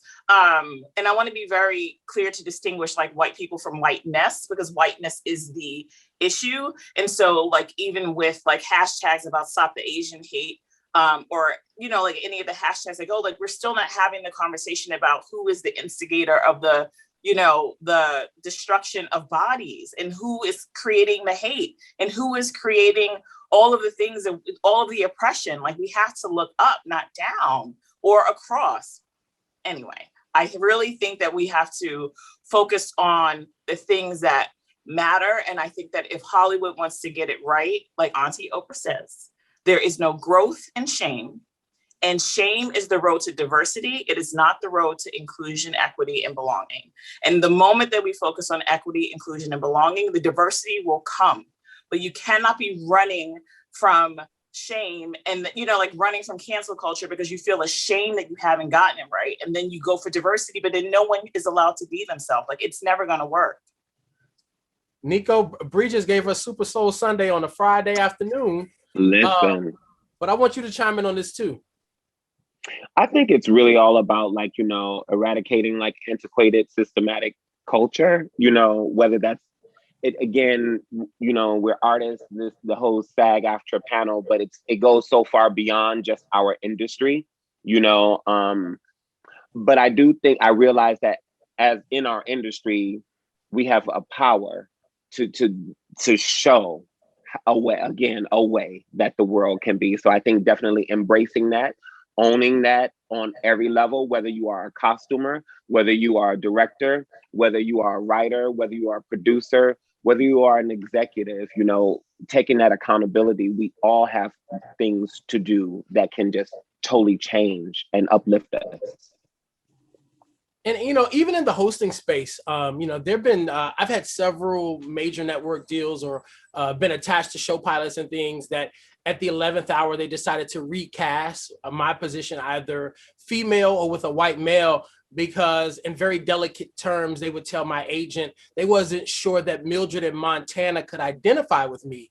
And I would always tell my agent, well, Mildred in Montana has cornrows, is getting lip injections, and is trying to gain weight in her lower region because she's impacted by the things that she believes are synonymous with Black culture. And the more middle America and Mildred in Montana can see folks like me and get comfortable with me being in their homes through their televisions and in their spaces, then it will allow her to eradicate and evolve in some of her thinking, which can stop some of the racial unrest that we have in our country. It's a start in many ways, but you know, we have to take chances on diversifying in every aspect, because that's how we stop so much of what we see happening in this country. We're going to get to our SAG-AFTRA questions. We have about 15 minutes left in this dialogue, and I want to definitely get to some of the questions that were submitted in advance. And so one of the first questions that I got from one of the SAG-AFTRA members is, it seems that we only see a small number of Blacks who are, quote, popular in Hollywood at any given moment. Any thoughts on this? You know, and I'll just kind of start real quick with this one, because it kind of talks about what I was saying about the whole recycling thing. You know, someone like a Kevin Hart, who had been doing stand-up comedy for 16 years, and then all of a sudden had a mainstream movie. So he was Hollywood's overnight success story. It's like, oh my God, we love him. Let's give him every job. Or Anthony Anderson has a breakout role on Blackish, which to April's point, you know, the demos for Blackish are majority white audience, surprisingly so, because it's such a show geared towards African Americans, but the audience demographic is majority white. But because Anthony's having success on Blackish, at one point he had 4 different shows on TV. And I'm not poo-pooing Anthony's success, like, get it all, brother. But, you know, he had Blackish, he had a game show, he had a Food Network show, and he had a talk show on Animal Channel. You're going to tell me that you couldn't find anybody else who could have done either one of the Food Network jobs or the Animal Channel jobs? Like, it's the recycling of the same talent and not seeing the value in some of the fresher faces and other people who need the opportunities. But how do you all feel about when you look up and see there's one or two people that seems to be the popular ones, as the question said? I think about part of the. I'm sorry. That part of that is the casting agent and the casting director, right? And how wide is your network? Because we know that folks are out there. So where are you looking? I think that's part of the concern. Are you going back to the same place? I mean, you know, I'm a bit more seasoned, so I remember that, you know, when it was Will Smith and Denzel Washington, and that's it. If you wanted a comedy or action, you had Will. If you wanted drama, you had Denzel, and never the twain shall meet. and that was all that you had. But we know that there are we know that we have Daniel Kaluuya, we have Kelvin Harrison Jr., you know, and we have everybody in between. There are just so many folks out there waiting for their opportunities. And so we need to talk to the directors, to the casting agents, to the casting directors, and saying, what are you doing? And even within a Black community, are you looking at all shades on the spectrum? Are you having some colorism issues? So you only want to go with the light-skinned brothers and sisters as opposed to the chocolate brown ones, right? So, I mean, it goes so far and so wide, and I'm not sure what the answer is except to expand your network so that you are casting your net wider for more opportunities for everybody. Yeah, I think it needs to be an adjustment of the belief system too, right? Because like people get like blue check verified and then they shoot them out like a star and then they get burnt out and then they say you're oversaturated and then you're never to be seen again. Like you show up in a State Farm commercial. Like, you know what I mean? Like, it's just so odd to me that there's like this a culture behind how we feel about like, oh, you're on. Like when people like found Queen Latifah in like 2000, and I was like, I've been watching her since 1984, or to not understand that Living Single exists and how amazing it is. Like, it's always fascinating to me how we think about, like who is like hot and popping, and then you throw them everything, and then you're like, I'm sick of seeing you, and then you kill their career. It's ridiculous. Everyone should be like Meryl Streep. That's right. Say it. You know, like, and people, you see someone when they have arrived, but you don't see the journey, you know? And I think that oftentimes that goes into, again, the opportunities that people have been given along the way, because, you know, you throw someone in the pot and it's like, oh, you're doing this. And it's like, oh, I've never led a show, or I've never had an opportunity to write in prime time. I've never had an opportunity to show run on this level. You know, so there's stages to it on all things. You know, you can't just jump in and say, I'm hosting the Oscars this year, and you've never had an opportunity to host a live show, you know? So it goes in so many different directions. And I just feel like, you know, stay the course for sure, but we have to know who we are and unapologetically exist in those spaces, and also do the work as well. You know, don't fall to the behest of someone that you have to, you know, oh, you have the power over me. Good stuff. I think I had a bit of a tech thing, so I kind of missed the last of what you said, Nico, but I got back just in time to kind of transition to the second member question. We've been told for years that Black films don't perform well overseas, but films like Girls Trip have proven that this is untrue. Do you think that films might not perform well because they are, in some cases, traditionally marketed by non-Blacks who don't know how to authentically reach our community? April, why don't you start with this one? I reject the premise. Black Panther, and end of my, $1.4 billion. You know, and it's unfortunate that there are times when Black filmmakers have to go overseas to get funding. You know, Reginald Heisman has talked about this issue in the past, that, you know, films wouldn't get made until he got money from, you know, a Chinese company, right? And that's not the way it should be. I think that, unfortunately, the gatekeepers here in America do not value inclusion, do not value stories that don't center them. You know, and that's not April, bigotry. can you say that one more time? You know, like in church, sometimes when it's so good, you have to repeat it a second time. Can you give me that value line one more time, April? Believe, church, that, you know, white gatekeepers in this country, in the entertainment industry, do not value experiences that are outside of their own. There is a reason why we get a war film every beginning of Oscar season. Every October, November, we get 1917 or Platoon or you name it, because older white men love to blow things up, period. Right. But so a film like Sylvie's Love, which is the most beautiful love story I've ever seen, love story, not Black love story, beautiful love story I have ever seen, you know, doesn't get the love that it should, even though it's a universal story about love. And so I think I reject the premise that we can't sell overseas or domestically, what have you, because there is data and research that says otherwise. Go ahead, Bray, because I know you're itching. I'm like, show me hip hop music. Yeah, just look no further than what happens to Black music and what happens to the world and everything that is filtered through because of it. I reject the premise. It is the value system that is given on Black art and Black bodies and brown bodies and AAPI bodies. Like, it is crap. It is not true. If you put the money there, it will come. I feel like a lot of times, like, we're like Bitcoin in 2015, you like tell people about it and they're like, what do you mean? Check the price of Bitcoin. Like, we're popping. Yeah. Put the money there. And then when you even talk about marketing, you know, the marketing to us, you know, or to those specific communities, that's one thing. But having people in a marketing department that reflect all people is a part of the solution. So you have multiple ways to gain access to all the communities that are affected and can connect with those stories. Good stuff.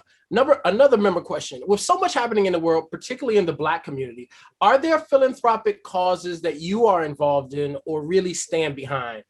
Nico, start that one off. Are there any philanthropic or charity causes that you're really involved in or stand behind? My charity causes are trying to stay alive. My charity cause, just real talk. Those are my charity causes on all levels. I believe in, you know, all of the things, from the hue, from the Oscar So White. You know, I've been a part of a lot of things, and honestly, being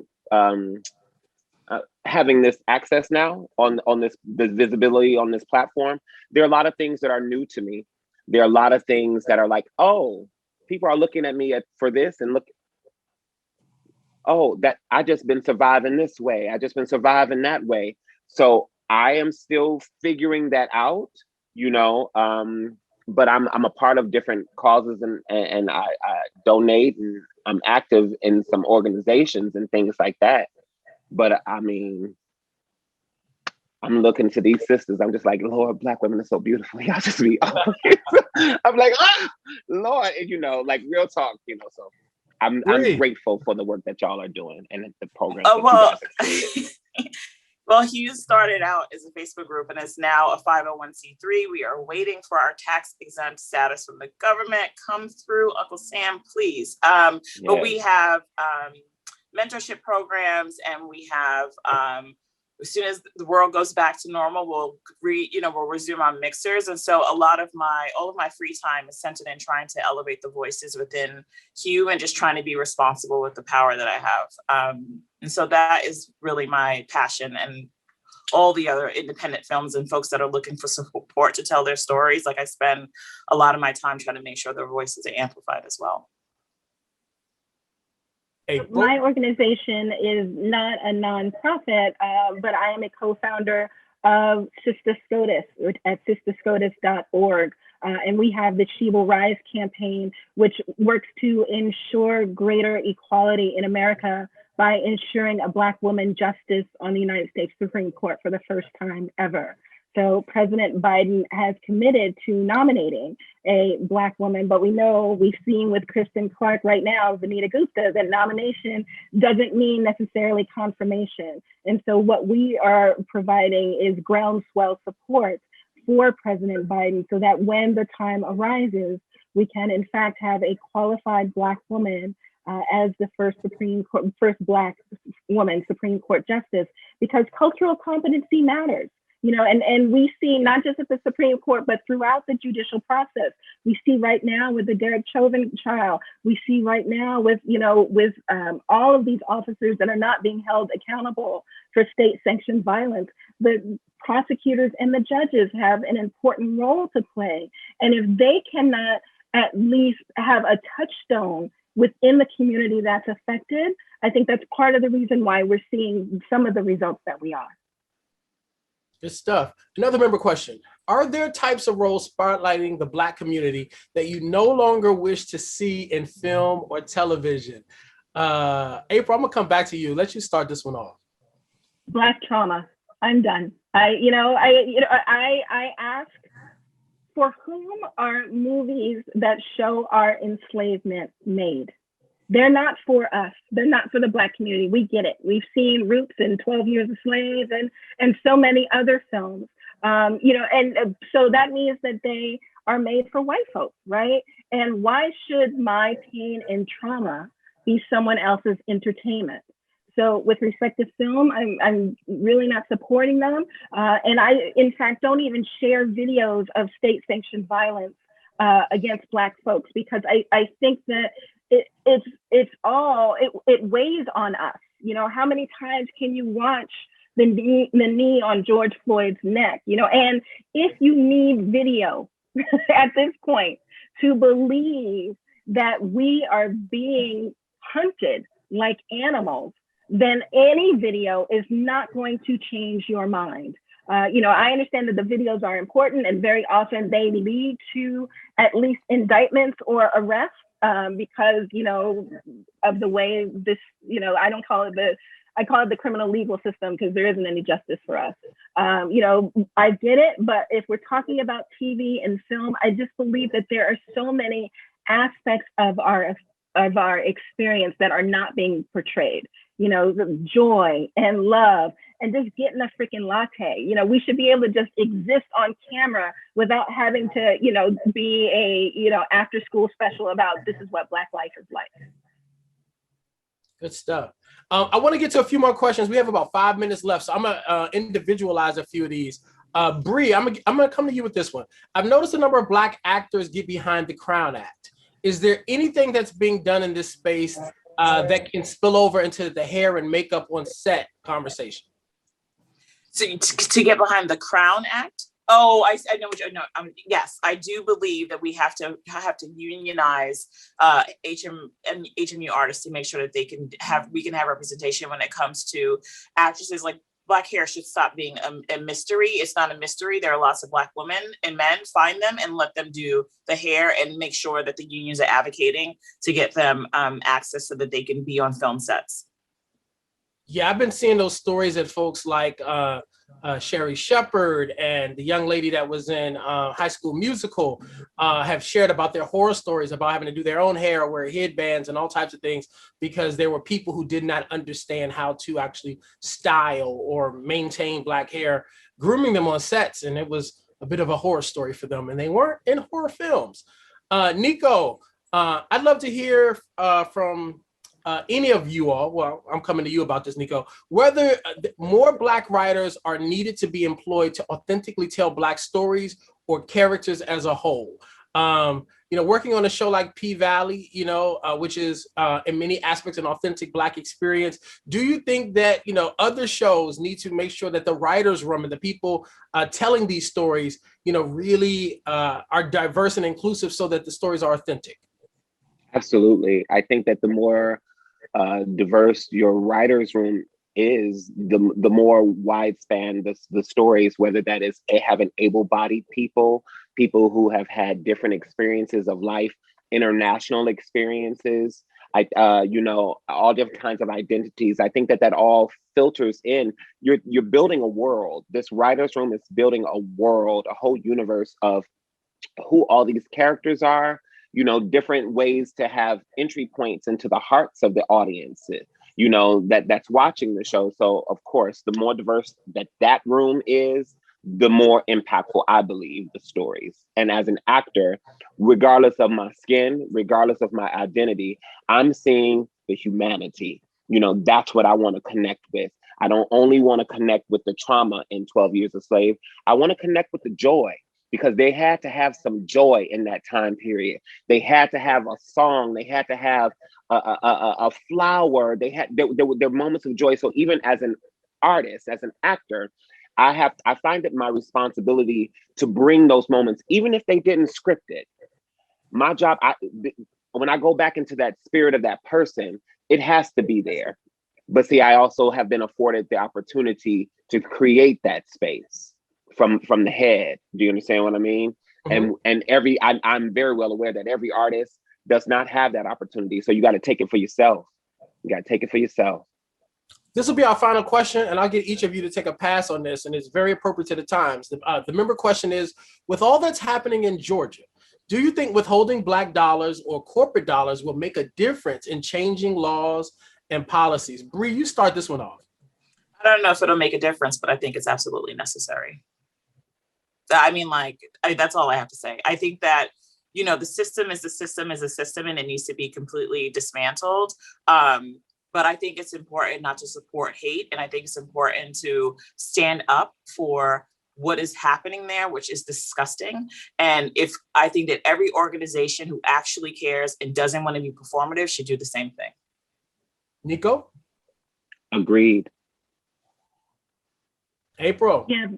Big same. You know, voter suppression is rampant throughout this country. We're seeing it's very obvious in Georgia.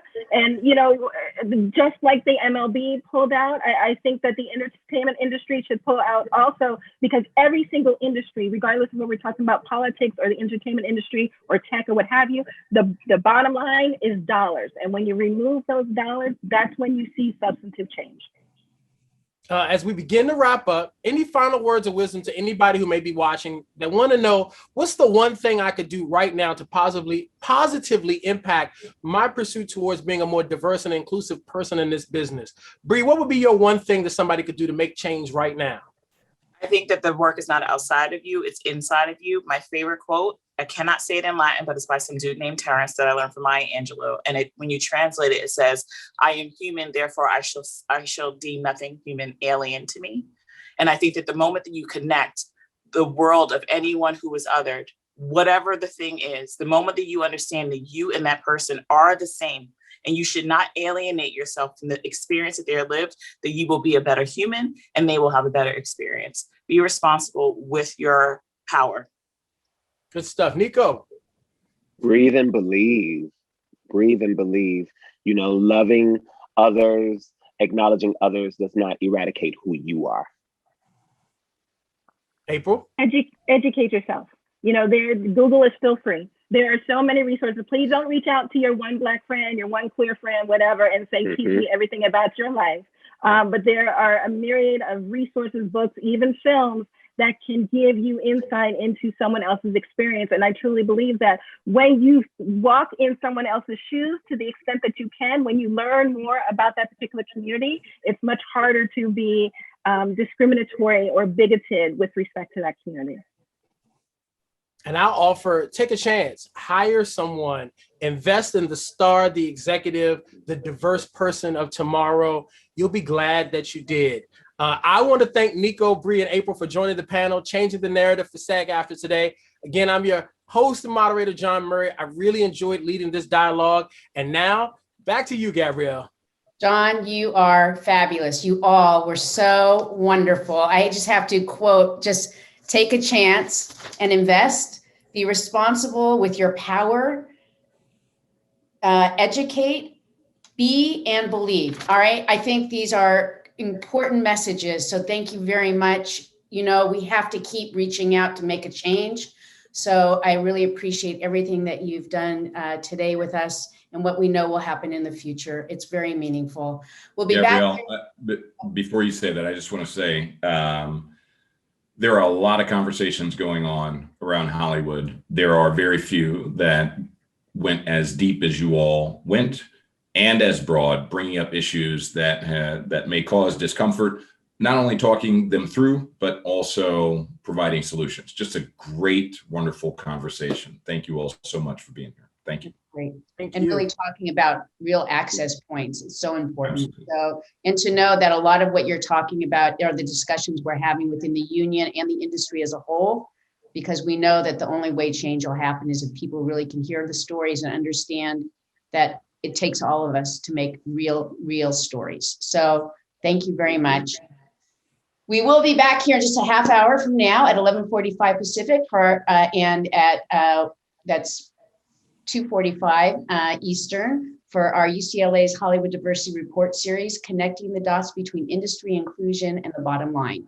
In the meantime, do follow on our ongoing discussion on social media by looking for the hashtag Stop the Hate. You all are wonderful. Thank you, and God bless you. Thank you. Bye-bye. God bless.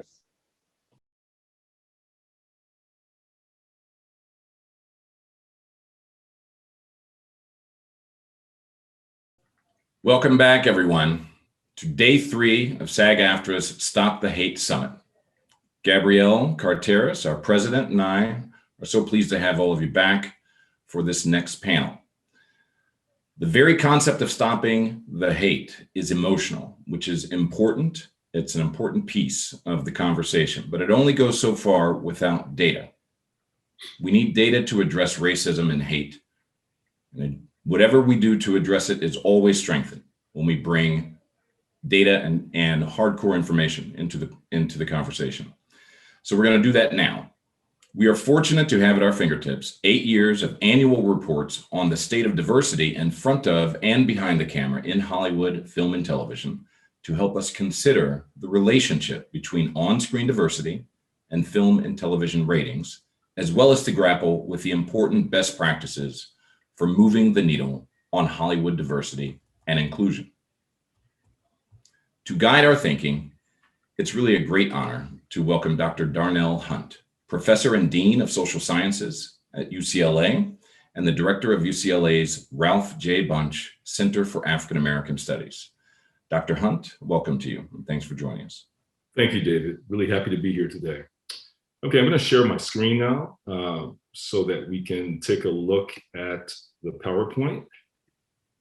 All right, I think I'm broadcasting here. Okay, so this, as David pointed out, is an 8-year longitudinal study. And for us, that's really important because it's allowed us to track trends over time. And we partnered in this process with the Institute for Research on Labor and Employment at UCLA. So this particular report, the 2020 Hollywood Diversity Report, examines films and television shows from 2019 and the 2018-19 television season. We're going to be releasing a new report next Thursday, actually, the 2021 Hollywood Diversity Report, which focuses exclusively on film, and the TV version will come out in the fall, right before Emmys. The title of the study from 2020 was A Tale of Two Hollywoods, and I think you'll see in a few moments why we subtitled the report this. Okay, the first thing I'd like to do is take a look at the US population, and we're focusing primarily on race and ethnicity here. And you see the timeline from about 1960 to about 2050. The blue line shows you what's happening with the white population, white non-Hispanic population. And the gold line shows you what's happening with people of color.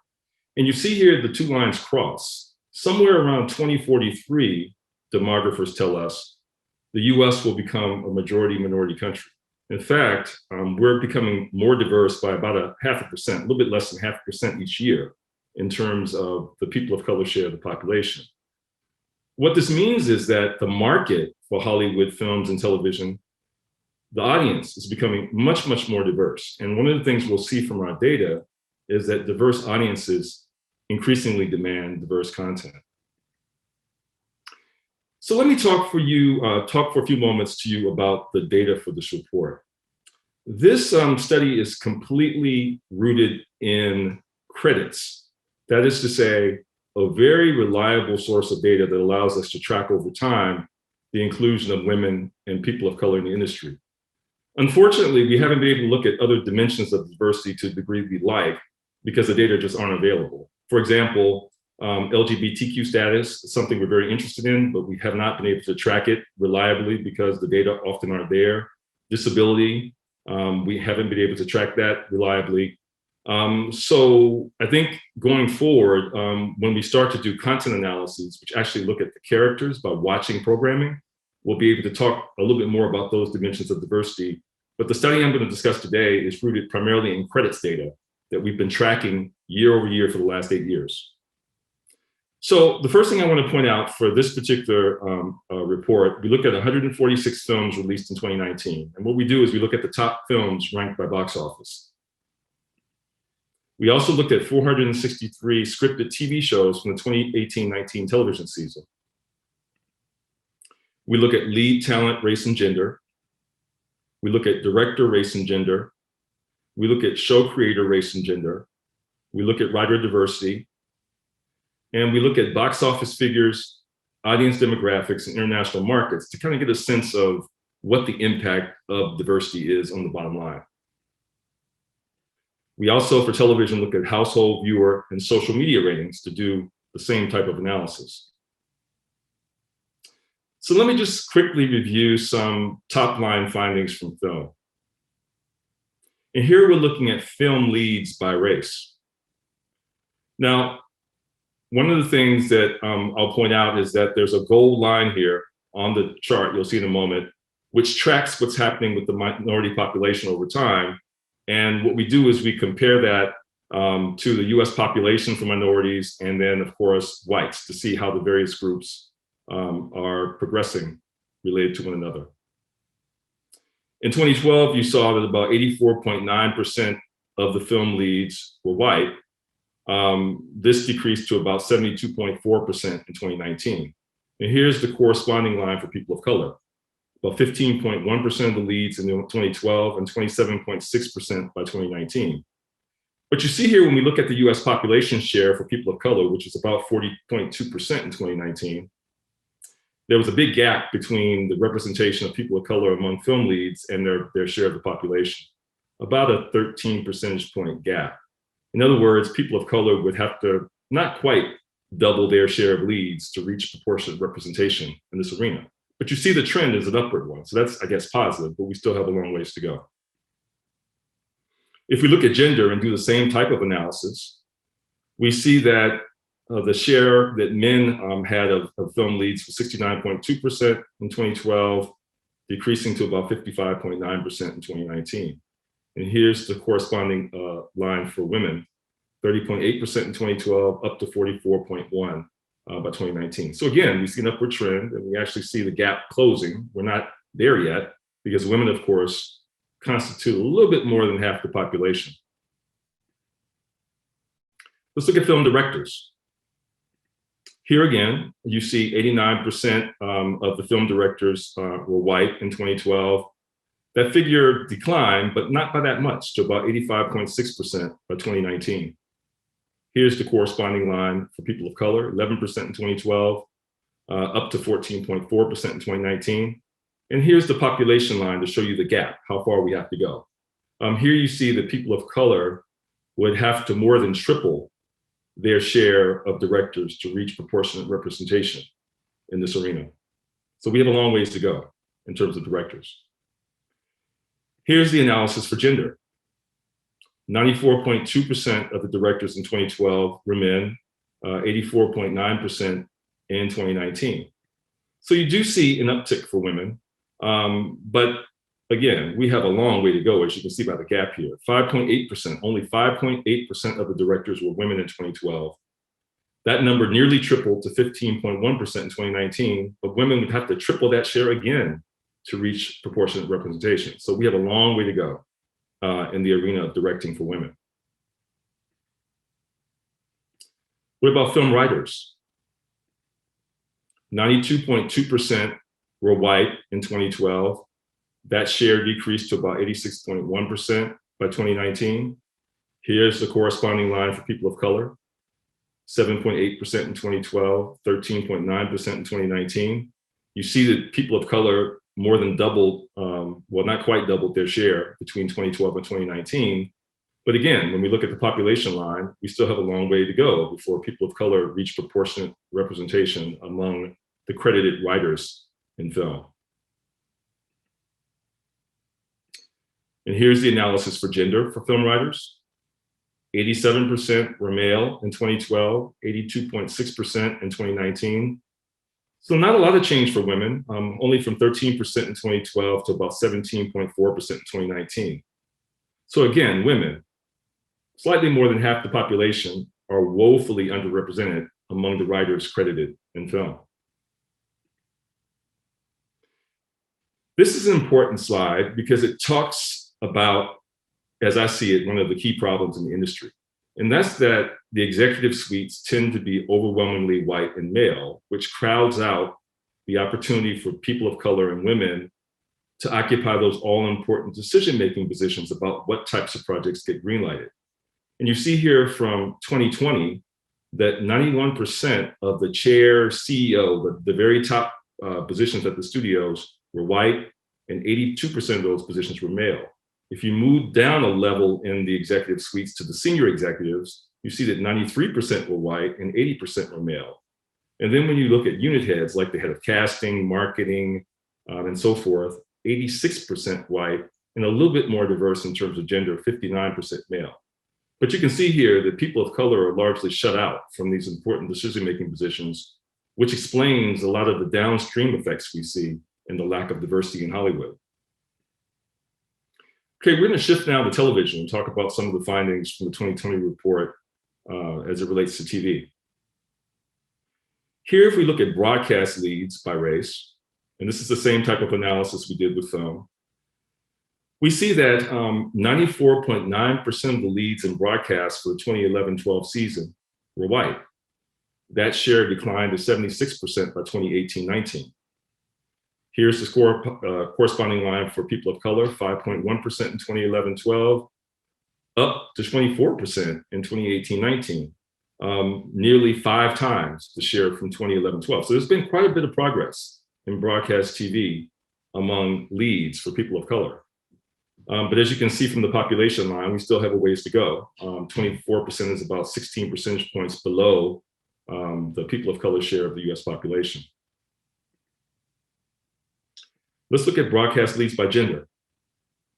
51.5% were male in 2011-12, 55.2% were male in 2018-19.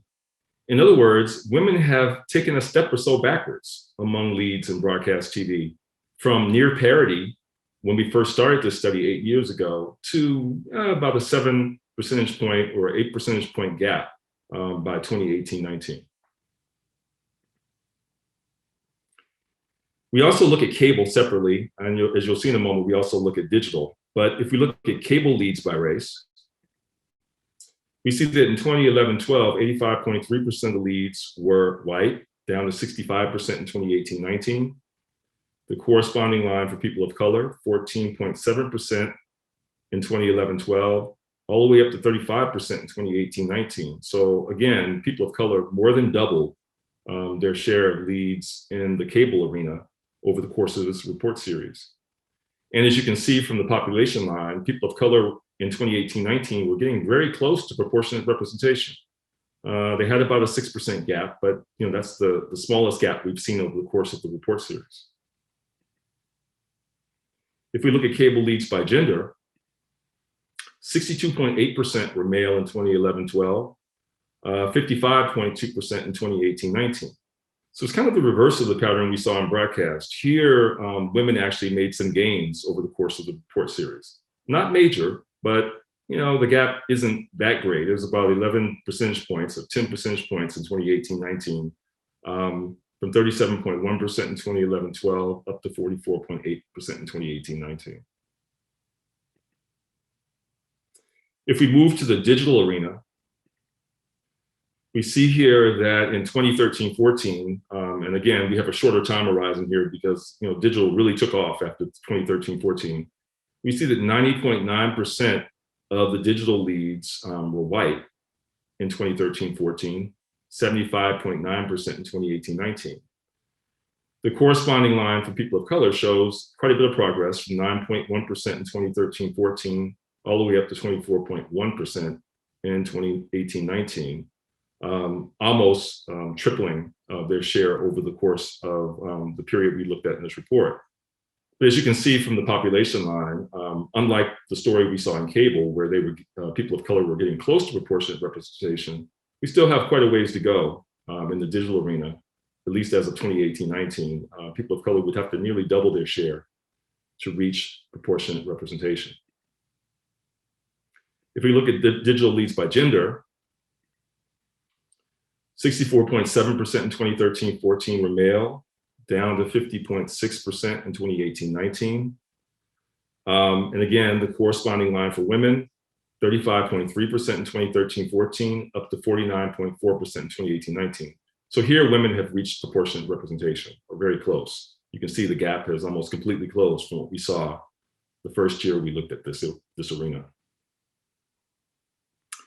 So what about show creators? Those all-important people who actually come up with the ideas for shows and who pitch the idea, and of course that leads to all kinds of other decisions like casting and who might direct, who might be the showrunner, and so forth and so on. If we look at broadcast show creators by race, we see that 95.8% of show creators in 2011-12 were white. In other words, almost all of the shows that were on the air were created by white people in 2011-12. That share decreased to 89.3% in 2018-19. And here's the corresponding line for people of color, from 4.2% in 2011-12, more than doubling to 10.7% in 2018-19. But as you can see from the population line, we're not even close. We have a long way to go before people of color are in a position to actually create the shows that people see, which have a huge impact on everything else we're talking about today. In fact, people of color would have to nearly quadruple their 2018-19 share to reach proportionate representation among broadcast show creators. If we look at the same issue by gender, we see that 73.5% of the show creators in broadcast were male in 2011-12, down to 71.9% in 2018-19. And here's the corresponding line for women, 26.5% in 2011-12, up to 28.1% in 2018-19. Again, some progress, but still a long way to go. You can see the gap between women and men that existed in 2018-19 among broadcast show creators. If we look at cable show creators, in 2011-12, 92.6% were white, 85.5% by 2018-19 were white. The corresponding line for people of color, 7.4% in 2011-12, up to 14.5% in 2018-19. So again, people of color doubled their share of cable show creators over the report series, but as the population line shows, they still have a long way to go. They'd have to basically triple their share to reach proportionate representation. Women show creators in cable, 78.5% in 2011-12, 77.6% in 2018-19 were male.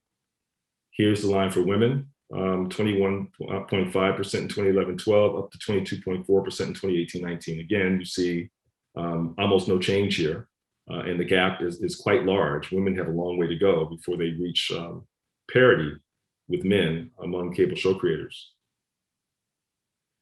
If we move to the digital arena by race, 93.8% of the show creators in 2013-14 were white, 89.7% in 2018-19, a drop, not that large. And here's the corresponding line for people of color, 6.2% in 2013-14, up to 10.3% in 2018-19. Again, an increase, but not that great, because if you look at the population line, again, people of color would have to quadruple their share to reach proportionate representation. Digital show creators by gender, 84.4% were male in 2013-14, 71.4% were male in 2018-19. Here, women nearly doubled their share from 15.6% in 2013-14 up to 28.6% in 2018-19. But as we saw earlier, the gap is still quite large in the digital arena for women show creators. So for writers, we look at those writers who are credited for pinning the episodes in a given season of a TV show. And 92.3% of those writers in 2012-13 were white, down to 76.6% in 2018-19. And for people of color, you can see that they more than doubled their share from 9.7% in 2012-13 up to 23.4% in 2018-19. Again, though, if you look at the population, people of color would have to nearly double their share again to reach proportionate representation among the writers credited for the episodes in broadcast. If we look at credited cable writers by race, 88.2% were white in 2012-13, down to 74.2% in 2018-19. And here you have the corresponding line for people of color, 11.8% in 2012-13, more than doubling to 25.8% in 2018-19.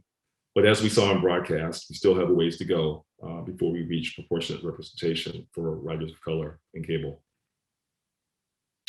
And credited digital writers by race, 89.2% were white in 2014-15, 77.2% were white in 2018-19.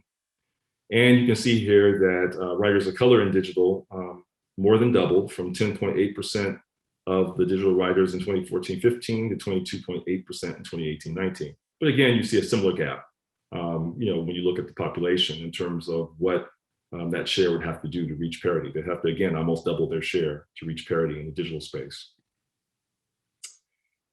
Like we did in film, we looked at the executive suites in TV. We looked at the major networks, and what we found was a very similar story. 92% of the top executives, the chairs and CEOs, were white, 68% were male. When we looked at senior executives, one level down, 84% were white, 60% were male. And when we looked at unit heads, like the head of comedy development, drama development, et cetera, 87% were white, 54% were male. So in television, we saw a similar story in terms of race, that is to say, whites dominating these important greenlighting decision-making positions. But we saw a little bit more gender diversity. It wasn't quite as male as what we saw in film, but nonetheless, men were still in the majority in all of these positions, and it was typically white men. Okay, so I want to wrap up by talking about what all this means with respect to the bottom line, which for us was a core component of our study. What we really wanted to do was take a look with hard data at what the relationships were between diversity, the types of diversity that I just talked about, and the actual bottom line. That is to say, what audiences want today. And just keep in mind, as I pointed out at the beginning of this conversation, people of color are becoming, a huge part. I mean, they already are a huge part of the market, but that share is growing each year by about 0.5%, to the point where we're going to be a majority minority nation in a couple of decades. And in some ways, as we'll see, the market audiences are already being driven by demands that audience members of color have about the types of stories and characters they want to see. So this first chart looks at box office by minority cast share for theatrical films from 2019. And let me just take a quick moment here to explain how this works. What we did was we took all of the films in our analysis and we put them into 6 different buckets. And those buckets were labeled based on the diversity of the films. We look at the top 8 credited actors and we ask, what is their gender? What is their race? And for films that had casts that were less than 11% people of color, we put them in that first bucket to the left, all the way to films that were from 11 to 20% people of color, 21 to 30, 31 to 40, 41 to 50, and then over 50%. That is to say, where the cast was majority minority. And the question we ask ourselves is, where does median box office peak? And what that's asking basically is, which categories of diversity tend to produce the films that make the most at the box office? So what we see here for 2019 is that films with major casts that were from 41 to 50% people of color actually tended to have the highest box office. And here the median was 76, a little bit over 76 million. What's also notable is the films that were least diverse, that is to say, with casts that were less than 11% people of color, were the poorest performers.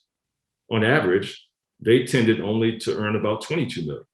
So we have to ask ourselves, why is the industry making so many films that aren't very diverse when we know from the data that those films don't tend to do as well, all things equal? And this is a finding that we replicated over multiple years. So it's not just a fluke of 2019. If we do the same type of analysis for television, looking at broadcast scripted TV shows, and again, you see the same buckets below in terms of the major cast for each show, what we find is kind of the reverse. The ratings, the median 18 to 49 ratings, actually were actually highest for the least diverse broadcast scripted TV shows. And that's an interesting finding because it actually cuts against some findings that we found earlier. Typically, what we found over the 8 years of this report series is that TV shows that were from about 31 to 40% people of color, that is to say, where the cast tend to mirror the actual US population, tended to do the best. And those were often ensemble shows where every group had a character they could identify with, and the ratings tended to be higher. But here we saw something of I think, an anomaly over the course of this report series. And we think it could have something to do with the political environment that the nation was in 2019 and the choices that white audiences were making versus other audiences at that point.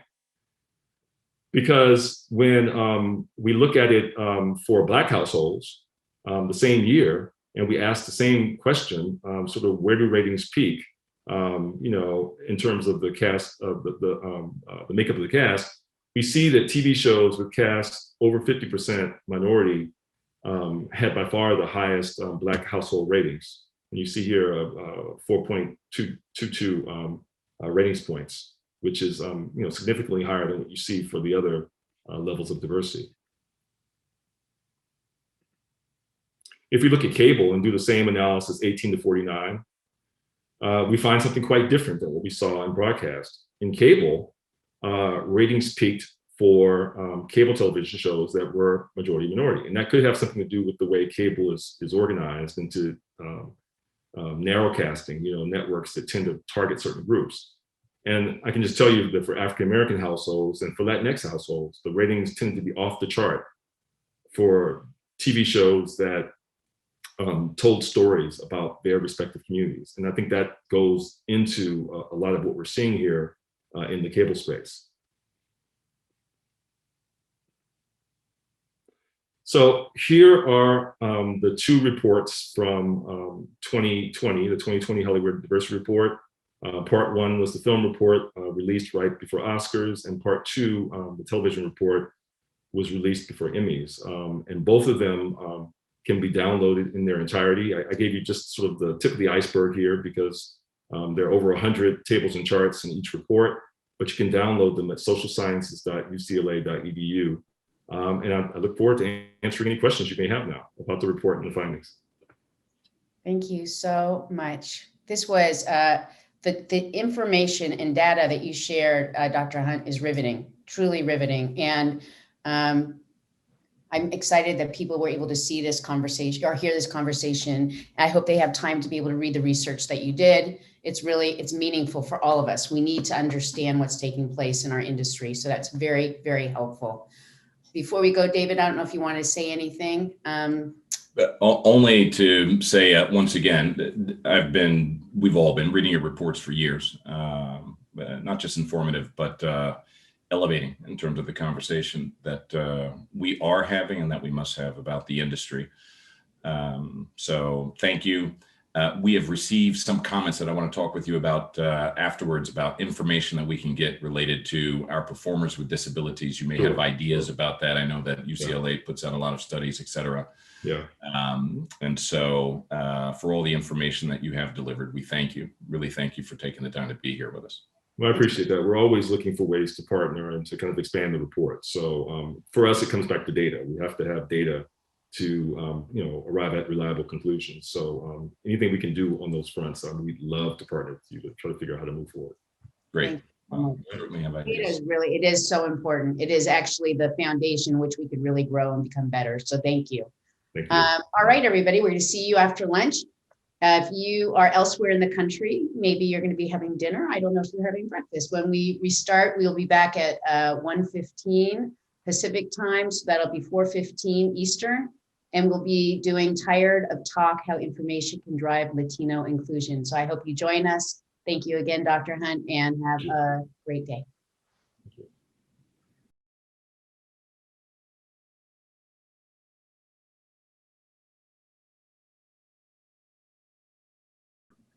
Welcome back, everybody. This has been an incredible program. Rebecca Damon, our National Executive Vice President, and David White, our National Executive Director, are joining us as we near the end of our Stop the Hate Week Summit.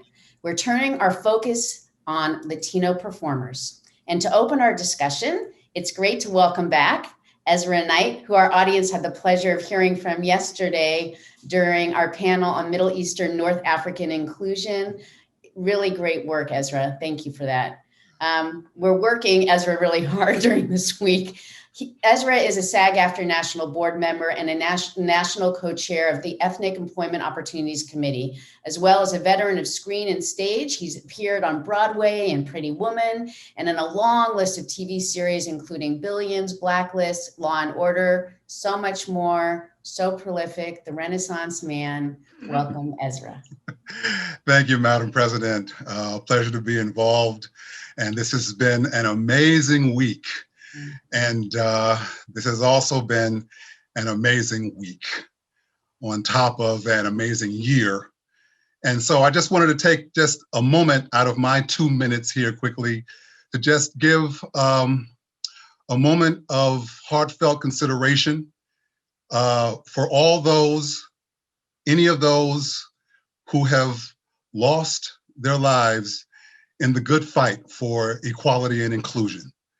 So with the weight of that balanced to the light of this week, I just want to have a moment of silence for all those who have fought and been lost in that battle for equality and inclusion.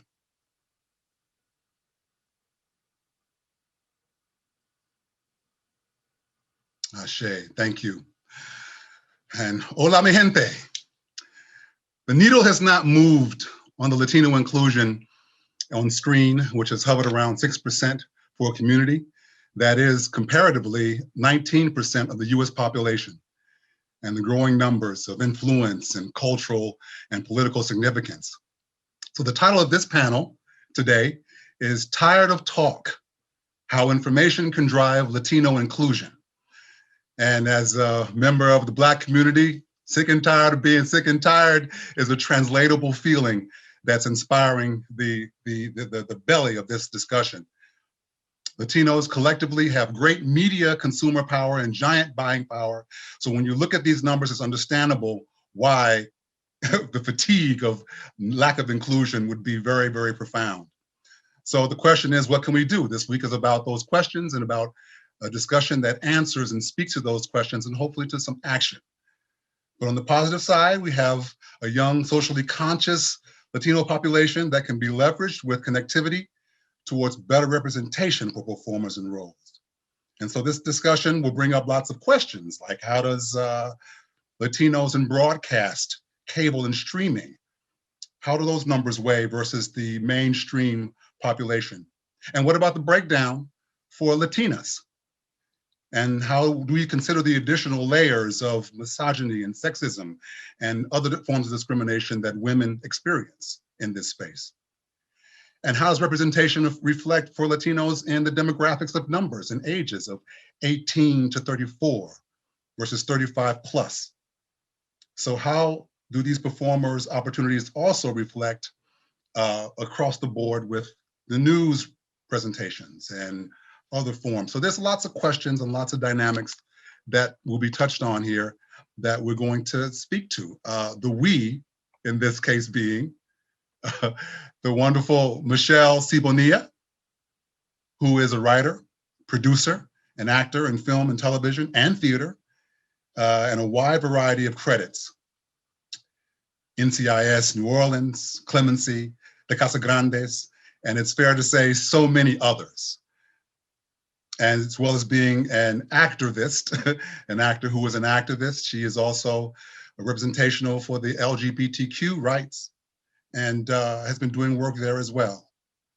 Along with her in this conversation will be Stacey de Armas, who is the Senior Vice President of Diverse Insights and Initiatives for the Nielsen Company. And so with all these questions and energies around this, let me no longer delay and pass the baton royally to Michelle Sibonilla, our moderator for this discussion. Go, Michelle. Thank you so much, Ezra. Thank you for that lovely introduction. And thank you to Stacey de Armas, who is here to have this conversation with me, working for the Nielsen Company. Isn't the Nielsen Company responsible for the TV ratings and all that, Stacey? We are. I think when people hear Nielsen, they do generally think of us just in terms of TV ratings and measuring perhaps, broadcast, cable and streaming content. We measure a lot more than that. And we also conduct social and economic research to help us contextualize what people are watching and why and where they're watching it, and other social influences that impact how we are consuming content and where. So there are two parts of our, of the work that we do. We do a lot more than just ratings, and really happy to be here today. And thank you for the opportunity to share a little bit about our work in this space. Absolutely. And didn't you guys had this amazing report come out called the Nielsen's Divergence Intelligence Series for 2020. When did the Nielsen Company start collecting this data for the Diverse Intelligence Series? So the one we are talking about, I think today, we have a pretty broad library of reports on diverse intelligence, everything from Native Americans in content all the way through Hispanic and Afro-Latinx, and we're releasing a piece shortly on LGBTQ and the trans community. But very specifically, the one I think we're talking about is being seen on screen. That data is collected originally from 2019 data. We also have a new drop of data for 2020, and it allowed us to take a really unique and specific look at content in a way that we haven't before. So as we started, Michelle, this conversation, Nielsen, we talk about audience ratings, right? And measurement around audiences. So what people are watching. So we're measuring the number of people around a piece of content. Being seen on screen, and this additional Diverse Intelligence Series report we're talking about specifically isn't us measuring audiences per se. It's taking a look at the content through a similar lens. So who's present in that content and how long and to the degree to which they're present. So rather than just who's watching, we can see who's present on screen by diverse identity group, the amount of time that they, we roll in the amount of time and the visibility of people on screen. So we're not just looking at individual incidences of occurrence, but really whether or not a piece of content is diverse and in what ways. Mm-hmm. And so how does this latest study reflect not only the amount of Latino representation, but the nuances of it, like the intersectionality and what genre the Latinos are starring in? Well, one of the really neat things about this work and about marrying these data sets together. So we have, of course, the audience data, which allows us to look at how, the most viewed content. So we can really take a look at content that's making its way into living rooms versus content that's produced that perhaps, isn't among the most viewed. So we can get a good picture through a number of dimensions around diverse content. But this specific report, and as it relates to Latinx, allowed us to see the visibility Latinx people, actors, cast, talent have in content through a bunch of different ways, right? We can look at it by platform, so broadcast, cable, streaming. We can look at this same data by total. We can look at it certainly by genre, and we can look at it by network. So it gave us a bunch of different ways to take a look at what on-screen visibility looks like in content and, by platform. So we can understand where there are gaps, where there's great work being done, and where perhaps there needs to be more opportunity afforded to Latino talent. This report also, Michelle, lets us look at, more than 60 identity groups. So today we're going to talk about Hispanic and Latinx communities, but certainly we looked at Afro-Latinx. I have some data there to share. We looked at LGBTQ. We looked at Southeast Asian, East Asian, a number of identity groups, so we could get a really granular picture of what inclusion truly looks like on screen. Yeah, I mean, and I took a look at this report as well, and it was remarkable to me that just in terms of, let's just say, broadcast television, here we are, community, 18.8% of the population in the country are Hispanics, and only in broadcast television, so NBC, CBS, ABC, Fox, only 5.1% are represented by Latinos, Hispanic and Latino population. So it's very interesting to me, because how representative are Latinos in the broadcast, cable, and streaming versus the population? I mean, so we have broadcast, let's say 5.1%. How do the other ones fare?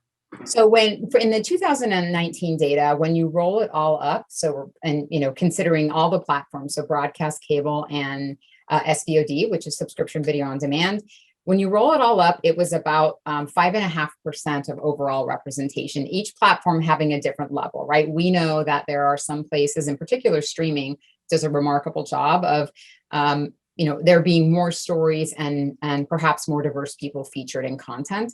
But when you roll it up for 2019, it was just about 5.5%, which is, to think that we are so far, we're, nearly 7 years from Oscar So White and from all of the movements in the industry to bring forward more diversity, that we're still hovering at around 5% for representation it was disappointing as we were looking at this research, but we also recognize that without partnering with the industry to bring forward this data and these metrics, the industry needs this data to set benchmarks so that we can all advance together. We know that there are, we have amazing partners that are doing some of this work in this space as well. There are a number of organizations that produce annual reports that share this data, and we think that's really important, and we absolutely support those organizations and that dialogue.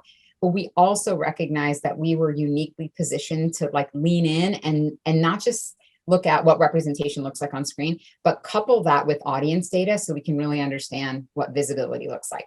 So as you shared, 5.5% was last year. That was the year 2019. 2020 data was a little bit different. 2020 data, it looks like the overall is, it's not that much different, Michelle. For me, it's 6.3. It's like a tiny, and that was a reflection of a number of things. But overall, it was up, and if we even call it up, it's about the same 2020 was to 2019. It was a difficult year for a lot of reasons. A lot of amazing shows, weren't renewed last year. So the bottom line is we have a long way to go, not just for overall Hispanic representation, but in particular for Latinas. Hispanic women are significantly underrepresented, and I boldly will say near invisible in content. And what is that breakdown for the Latinas? Latina share of screen is in the 2020 data is about 2.5% visibility on screen. Oh, that just that really hits me. And I can bring my own, and it's in terms of representation. What do I go out for? I go out for a detective or for a lawyer and it's interesting because what that is saying to me, and certainly the 2019 report said something that was very profound to me. It says presence is not the same as representation. So what that says to me and other little Latina girls who are looking at me and at television, that I don't get to be the detective. I don't get to be the lawyer. I get to be maybe represent in a family that's looking at a burning building and they're trying to save my family, and I have a little bit of accent on me, or I have a Spanish surname. So it is actually very interesting to hear that demographic come up, and it just kind of pierces me, because being 18.8% of the population and having this huge number of buying power, it's astonishing to me that this still exists. And you have brought up such an important point, and it's actually, so I shared a bunch of numbers, right? This is what representation looks like. There are gaps, but as you're talking, and this is the part of the research we don't always get to talk a lot about on these sorts of things, but since you brought it up, you're an astute researcher. I'm going to go right into it. You talked about, really, I mean, it's such a perfect segue. We didn't plan this, but talking about the themes in which, when we are present on television, and I'm speaking of Latinas, the themes in which we are present in, right? So this is what you're saying, which is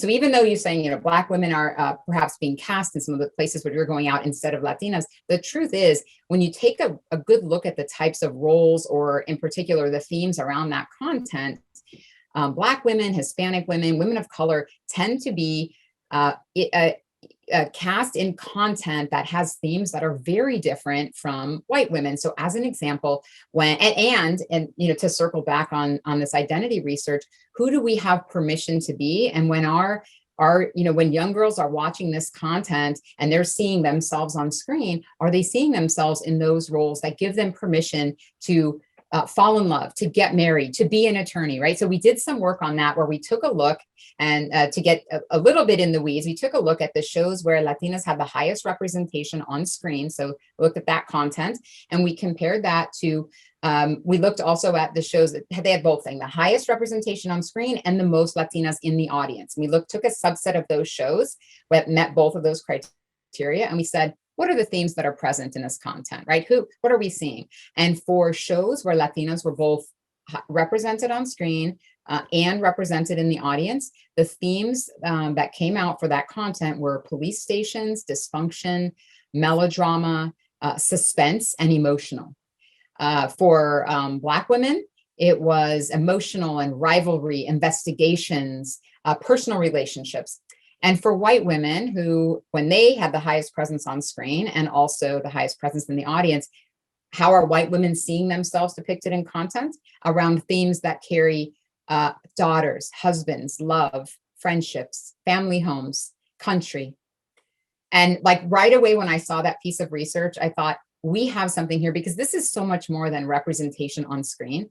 This has the power, this kind of data and research has the power to change society, because it's not only how we see ourselves in identity research, right? But you think about identity formation, it's not just for how Latinas are seeing themselves and building our identities around who we have permission to become. It's around how other people see who we are and determine who we are, right? And build their thoughts and opinions about our community. So it's much more, of course, how we see ourselves is really important. But if you think even about the events of the last, year and a half, 2 years, 3 years, and how the opinions around our community and other communities, we're not giving the rest of America the opportunity to see us in anything other than police stations, dysfunction, and melodrama. So it's no surprise, right, that there are these opinions and ideologies around who we are. So there's a lot of work to be done here. The first step is understanding where we're present, where we're erased and missing in content, and not just overall by platform, but by genre. I did a little bit of genre research for please tell for me. This conversation. Okay, I'll tell you. So I went, and I'm so glad I did this. I'm glad this came up. By genre, the most representation that, and again, deeply underrepresented and nearly erased. But for 2020, the genres that had the highest representation of Latinas were soaps, and that might be a function of the endemic networks, right? So think of Univision and Telemundo, but Western, fantasy, crime drama, dance, and fashion.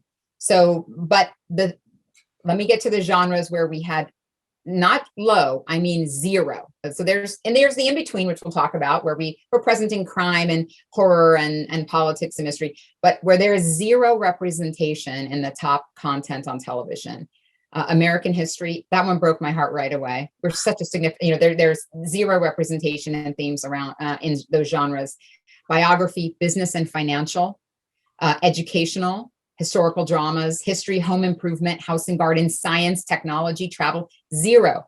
And I think it's no wonder. There's so much work to be done. And I do feel like as we start with, greenlighting content that better represents who we are, our stories, and brings in Latinas and Latinos in those key roles.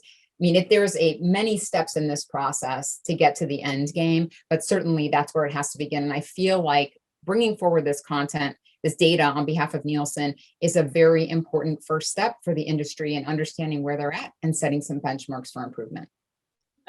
That is, like, you say all of that, and the genres in which Latinos are missing and Latinas are missing it's astounding to me, because as an actor, I auditioned for these. So they're there, right? They're there. So as an actor, and these are the people that Nielsen is recording the data on, how we're represented, actors going on there.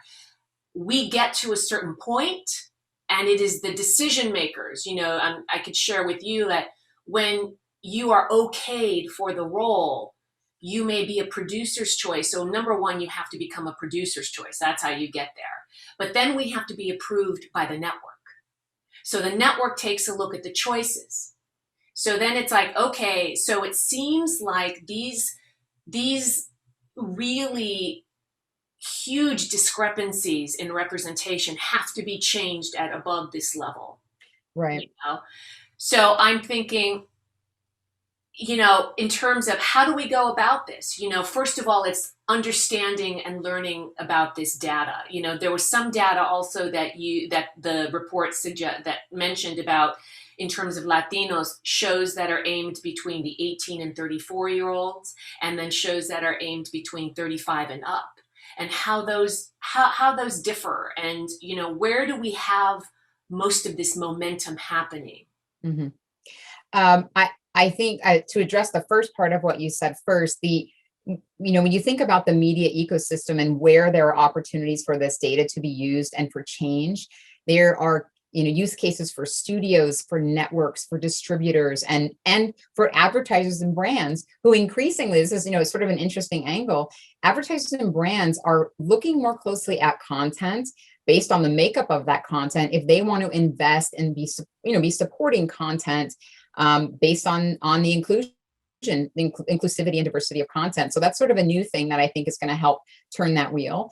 But for studios, this type of data, having this data in hand and evaluating it, allows them to ensure that they have an inclusive portfolio across all of their genres and all of their programming types, right? You can't expect that every single piece of content is going to represent every community perfectly, but what you can, and some content is really geared toward one community, some is geared toward others, but it'll allow them to see at a larger level, sort of an overall level, where there are gaps. And perhaps, unlock new syndication opportunities too. This is a really important component for studios. When it comes to networks, obviously they can benchmark inclusivity across, their programming and against competitors, and understand where they have an advantage, where they are better representing different diverse groups. The importance there is, we know on the audience research side for Nielsen, people are increasingly seeking diverse content. They're interested in it, they want to watch it, and not necessarily, diverse, very specific diverse stories, but diverse people, right? They want to see diversity on screen that's more reflective of their individual realities. And so if we know that diverse people are seeking content that is reflective of diverse people, then it makes sense to be able to layer these data sets together so that studios, networks, producers, and others can see that making these casting decisions is actually going to generate, more ratings. It's going to generate a successful show. It's not just about the storyline, it's about who is on screen. Great. So kind of going more towards in that direction, can you tell us a little bit about the Latinos as consumers of media and buying power, and then how we can seek and our connectivity, and how we can use that to garner these changes that we're talking about? Well, we know that Latinos are among the heaviest users of media. The African American community consumes the most overall TV content, but right behind is the Hispanic community. And really, as you were talking about earlier, it sort of varies by demographic group. One thing that I think is really important, and perhaps on the side, is Latinos are fiercely loyal, and we see this in social. We see this in, with social influencers as well, and content. And we can all think of a few, and I won't name them by name, but certainly you'll think of them. There were several pieces of content that were really reflected the Latino experience so well that were, perhaps canceled or weren't renewed in the past 2 years. But we know what those are, right? Because they are universally. Our community has stood behind this content, whether it made it or not. But the point is that I think networks and developers of content see that our community is seeking content that better reflects us. And with that said, that kind of content, I hope, will be more, brought forward more and more greenlit. Latinos are, they're incredible consumers. We can talk about, the buying power, but the fact is we're talking about 20% of the population of the country. And we also know nearly 20%. We know that more than 50% of the population growth over the past 5 years has come from just the Latino community. So for the entire country, all the population growth we've seen, more than half of it has come from our 19.22%. So it just makes perfect business sense and perfect story writing and storytelling sense to think about this community and telling the stories of this community in developed content. Wow. And so that makes me think of, we've seen these movements digitally created by Black Lives Matter and the Me Too movement, and now currently Stop Asian Hate. So we're seeing these different areas where people are coming together and connecting, and they're finding each other's stories. And so do you see a way that the Latinos can use a connectivity and demand more for us, more for the Latinos? And if so, what are these obstacles that we need to overcome? Michelle, you are probably the third person that I've talked to about this week. And there's been a lot of dialogue around, around our community and concerns about the visibility of the challenges of our community specifically, right? Whether it's immigration challenges or whatever. And I know that as a community, we are wrapping our arms around our Black brothers and sisters, our Asian brothers and sisters, not just supportive, marching alongside, carrying we are with those communities who have experienced unimaginable pain. But at the same time, I have, as you've mentioned, I've heard from several people, how is our community rallying around the support that we need and the visibility that we need? There are a number of organizations that are doing some work in the space and are really working to organize. There are certainly politicians and others that have reached out to help better understand what they can do at the state level through, and as an example, like through taxes or other things that they can offer to production companies that are going to meet certain thresholds. And what could those be? Could those thresholds be around some of this data, right? Like what casting would look like or content. And so there are a lot of different moving pieces. I think there's a huge opportunity there for us to be more vocal about what our community needs, and at the same time be beyond supportive and stand behind what we know our brothers and sisters and in the same space have been experiencing. The good thing is, as a result of the events of last summer and the racial reckoning that our country is going through, we have all stood together as a community and individually as different racial and ethnic groups forward for demanding more. So the space is there for our voice. And, I'm hopeful that with more data, like we're bringing forward, we are empowering community groups and others and industry to really stand forward and hold the entertainment industry in this case and others accountable. Thank you so much, Stacey. This has been an incredible conversation. I want to thank you for coming out today and speaking with us. And certainly with 20% of the population and upticked a little bit, 6.3% still isn't enough. I do believe, like you had mentioned, that greenlighting Latino projects that come from also a place of, importance as where we stand in the community and the population as large is as important as these other stories, simply as a reflection of who we are in this world. So there's still so much to say about this. So Stacey, again, thank you so much. Thank you. Appreciate it. Big shout out and love to our union, the Screen Actors Guild, for creating this event for our community as well as the community at large. Thank you. Michelle, thank you. That was wonderful. Thank you, Michelle, Stacey, and Ezra. Really, this is an important conversation. And the data, when you talk about it, it's part of the education. This whole idea of what we're trying to do this week is take the information, communicate, and then go into action, because we want to go and really create systemic change. So thank you so much for your insights and what you shared. It's very meaningful. You make a difference.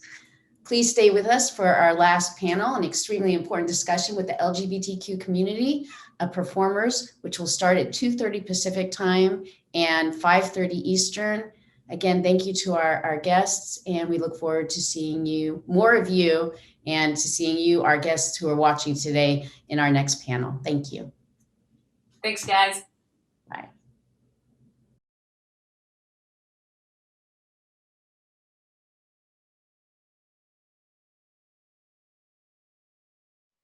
Hello there, everyone. Welcome back. We are coming to the close of what has been an amazing week of programming. I know I speak for the entire leadership and membership in extending my thanks to all the panelists, moderators, and speakers who've contributed to SAG-AFTRA's mission to advance diversity, equity, and true inclusion in the entertainment and media industry. I want to also thank our National Executive Director, David White, who's here with us for this panel, just for all the work that he has done to make this week happen. As we have been thinking about the work of this mission, we of course hope that we want a more just and equitable society, but it's not going to happen on its own. This week has been about our part in making sure that with every panel that you can go back and view and check out on YouTube, that we are thinking about what are the actionable steps to make that change. So in this panel, it is last but certainly not least, we are dealing with issues that confront LGBTQ performers. It's been 7 years since SAG-AFTRA commissioned a groundbreaking study on LGBTQ performers in the workplace entitled Sexual Orientation and Gender Identity, Diversity in Entertainment, Experiences and Perspectives of SAG-AFTRA Members.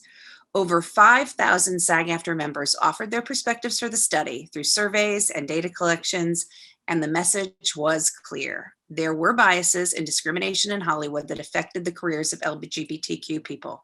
Since the study, progress has been made, but I think we all know that we have a really long road to go. So that's what we're going to talk about today. We're going to turn to this fantastic panel, which will be featuring members of the SAG-AFTRA LGBTQ committee to discuss where we are today on LGBTQ workplace issues.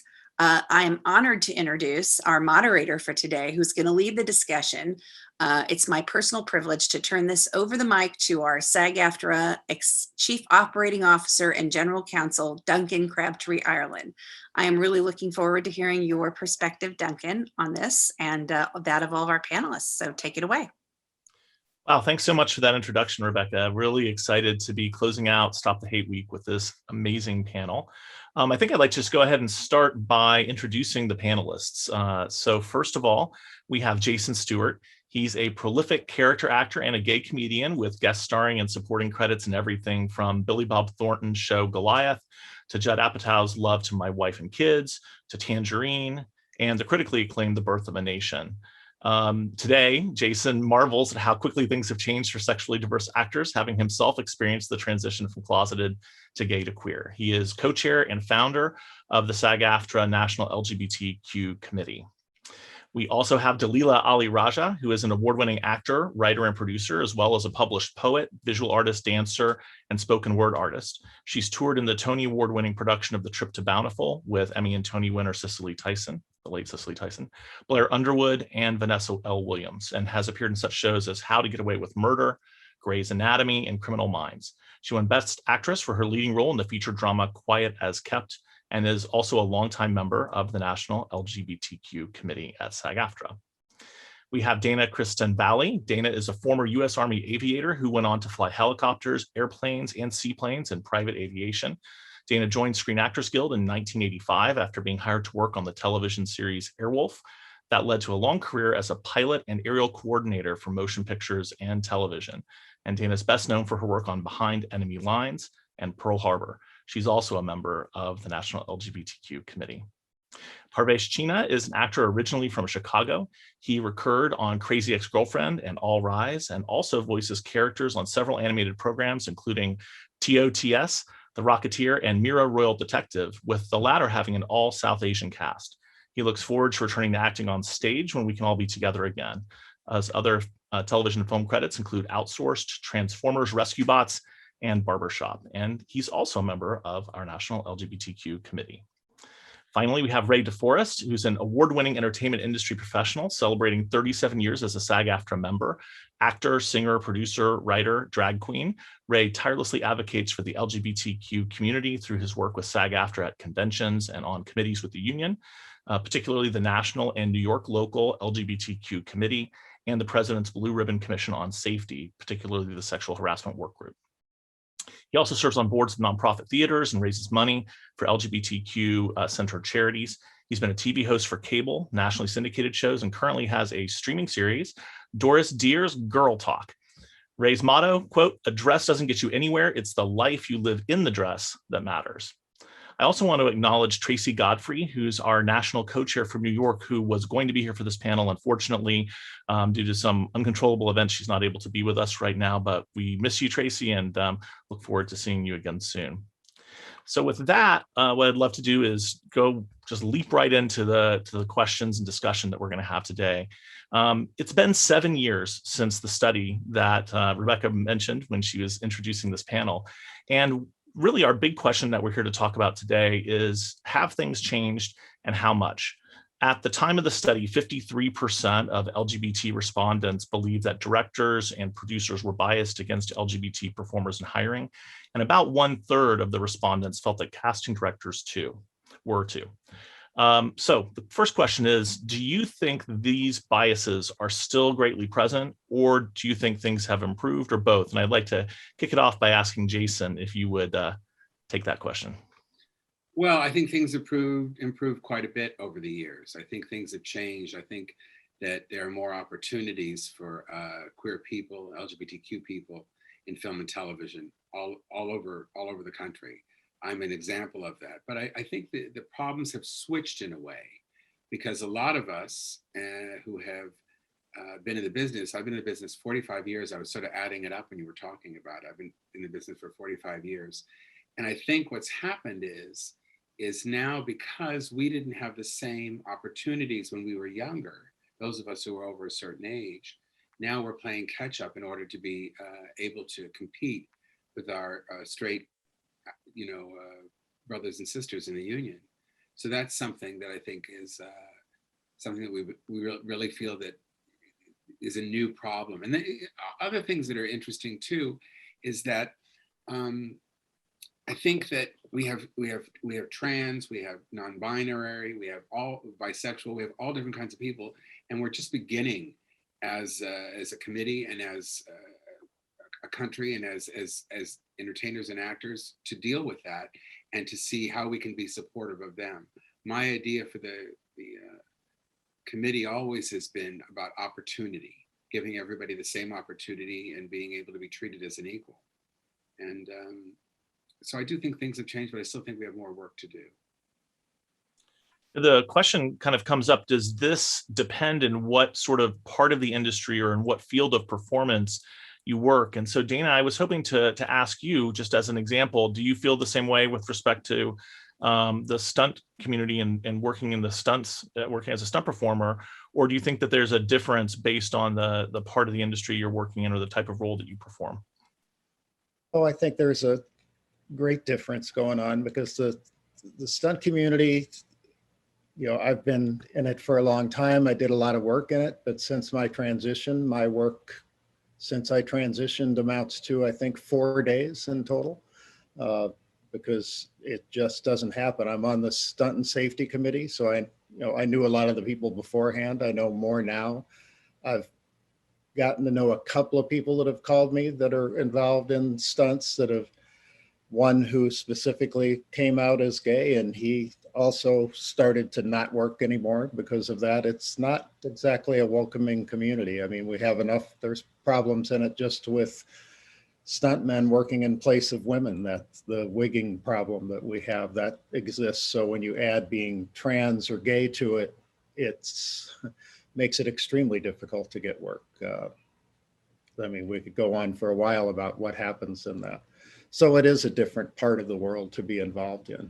I've watched, like, a friend of mine that I got to know several years ago go from being one of the trans people that lived on the street to now being involved in major television series, to watch that transition and to see a lot of people that have come from, there was more of a fight about there's no trans actors getting the work. It's all straight people doing the roles. And it's like, well, that's not as much anymore. It's still not great, but it's getting better. One of the notable things about the results of the study from back in 2013 was really a very minimal participation on the part of trans members of SAG-AFTRA. Even though the survey was sent out to the entire membership of SAG-AFTRA, and there were many thousands of responses, you could count just on your fingers the number of responses we got from trans performers. Do you think that that's changing, or is that, and I'll just address this to you as well, Dana, do you think that's changing? Just as in general with respect to the performer community, as well as in the stunt performer community or in other communities you're familiar with? Yeah, I think it's changed a lot. I mean, on that survey, there were 7 respondents. I'm one, and I knew most of the other ones, so that wasn't much of a sample. But I think if you had the same questions asked today, there'd be a lot better response. Right after, that's about the time I got on the committee. And then the things that we had done with Outfest, we did for the next couple of years, we did a couple of panels that were geared toward trans actors and how they can progress, or how to work with casting directors for trans actors to get parts. So there's been an emphasis by our whole group, by SAG-AFTRA, to try to get this in a better shape. And it wasn't just trans. We kind of went through the alphabet, and it's like, who have we not paid attention to, looking at ourselves? It's like, who are we missing? Who are we not representing? So we've tried to work through that, and I think we've done reasonably well at it. Ray, were you trying to jump in on that point? I couldn't quite tell. Did you want to add something to that? Me? Yeah. Oh, yeah, I think Dana's so right. I mean, when this came out and we saw the low number of trans people that in the privacy of their own home didn't feel safe enough to self-identify on this survey, I think that was a loud voice that we couldn't ignore within our industry. That, I mean, here in New York, I knew many trans actors, and I had a hard time sort of understanding why they didn't feel safe enough when we had this survey to just check that box. And it said to me that we had a lot of work to do to make our trans brothers and sisters feel safe enough, especially within the confines of this union, to self-identify that way and not fear that there would be repercussions. And I think we have tried to work hard, especially in this committee, to be very inclusive of that, to reach out to that community. And at times it's not been easy. I mean, the trans community has had to come through its own difficulties within the LGBT community. There's problems within that in itself. So I think there's still work to be done, but it does certainly seem to be better. It would be interesting if we did this survey again, how many people would identify as trans now, because we know there's a lot more in the union than those 7 or 8. So yeah. Jason, did you want to jump in? Yeah, a lot of us here on the committee have done a lot of mentorship to trans actors to actually join the union.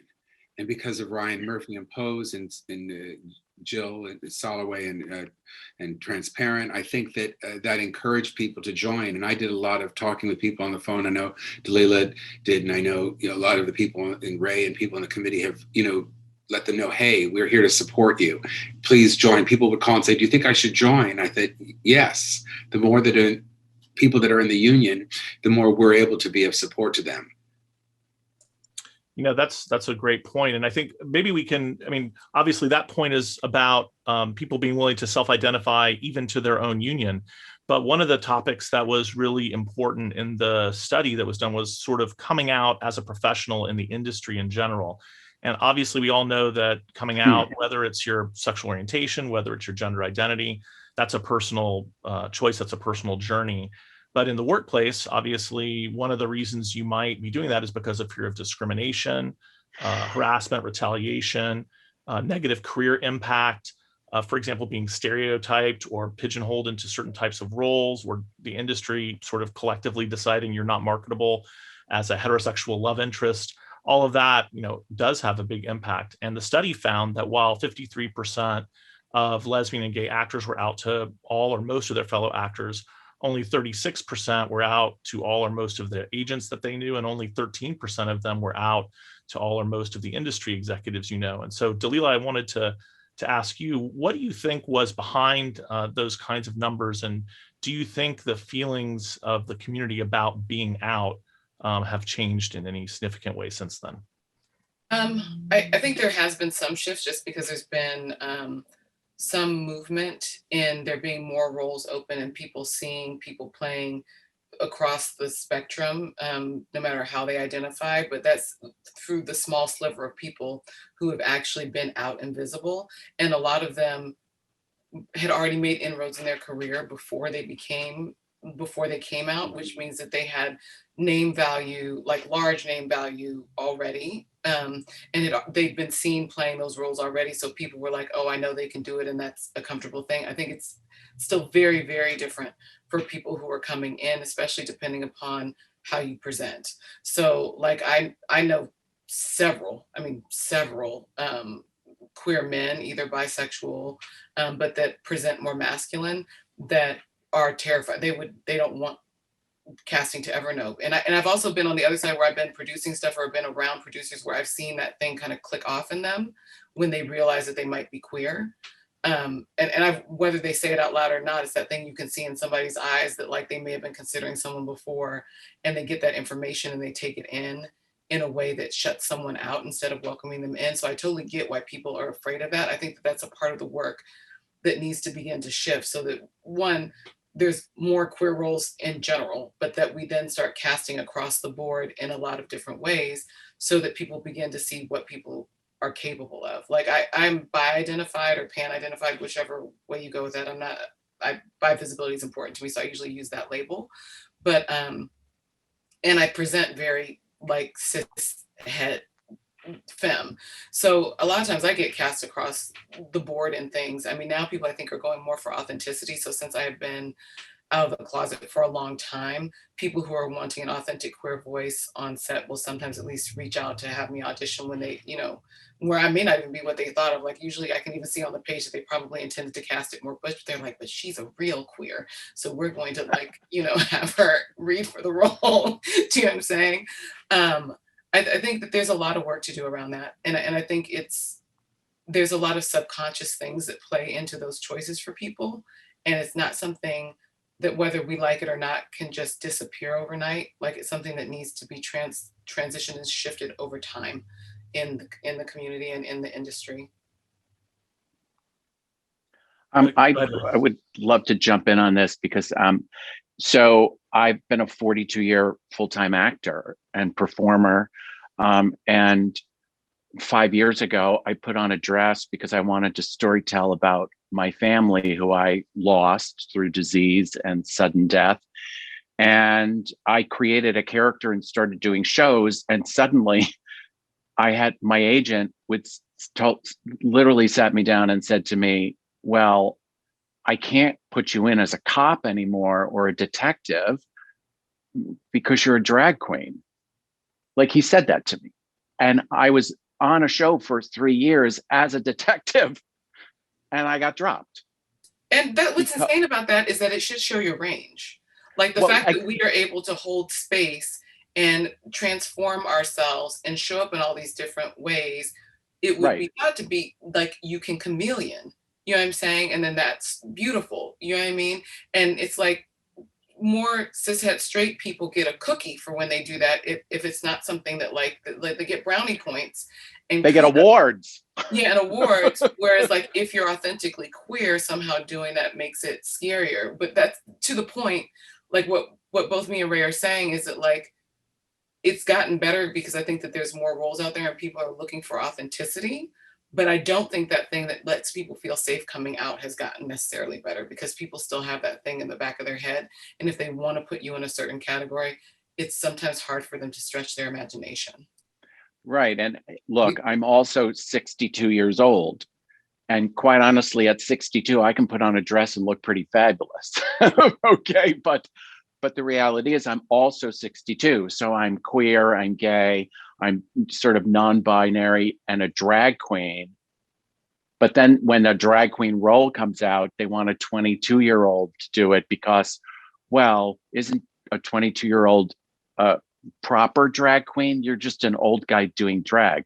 It's like the craziest thing. So then I get stuck in a whole new category of old, queer, and wearing a dress. Like it's this crazy thing. But I literally have had so many casting agents and everything else tell me, you're getting too known as a drag queen, so we can't cast you anymore.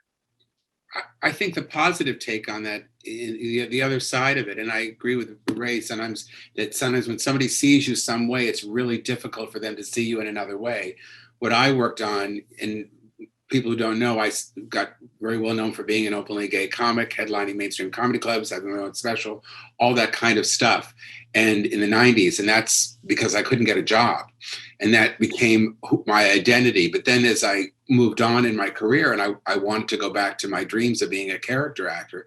So what I did is I did every film, television show I could do, no matter how small or how big, to show people that I could do different roles. And I think as Dalila said, the way you present yourself when is the way people are going to think of you. So you have to find another way to let them know that that isn't just the one thing that you do.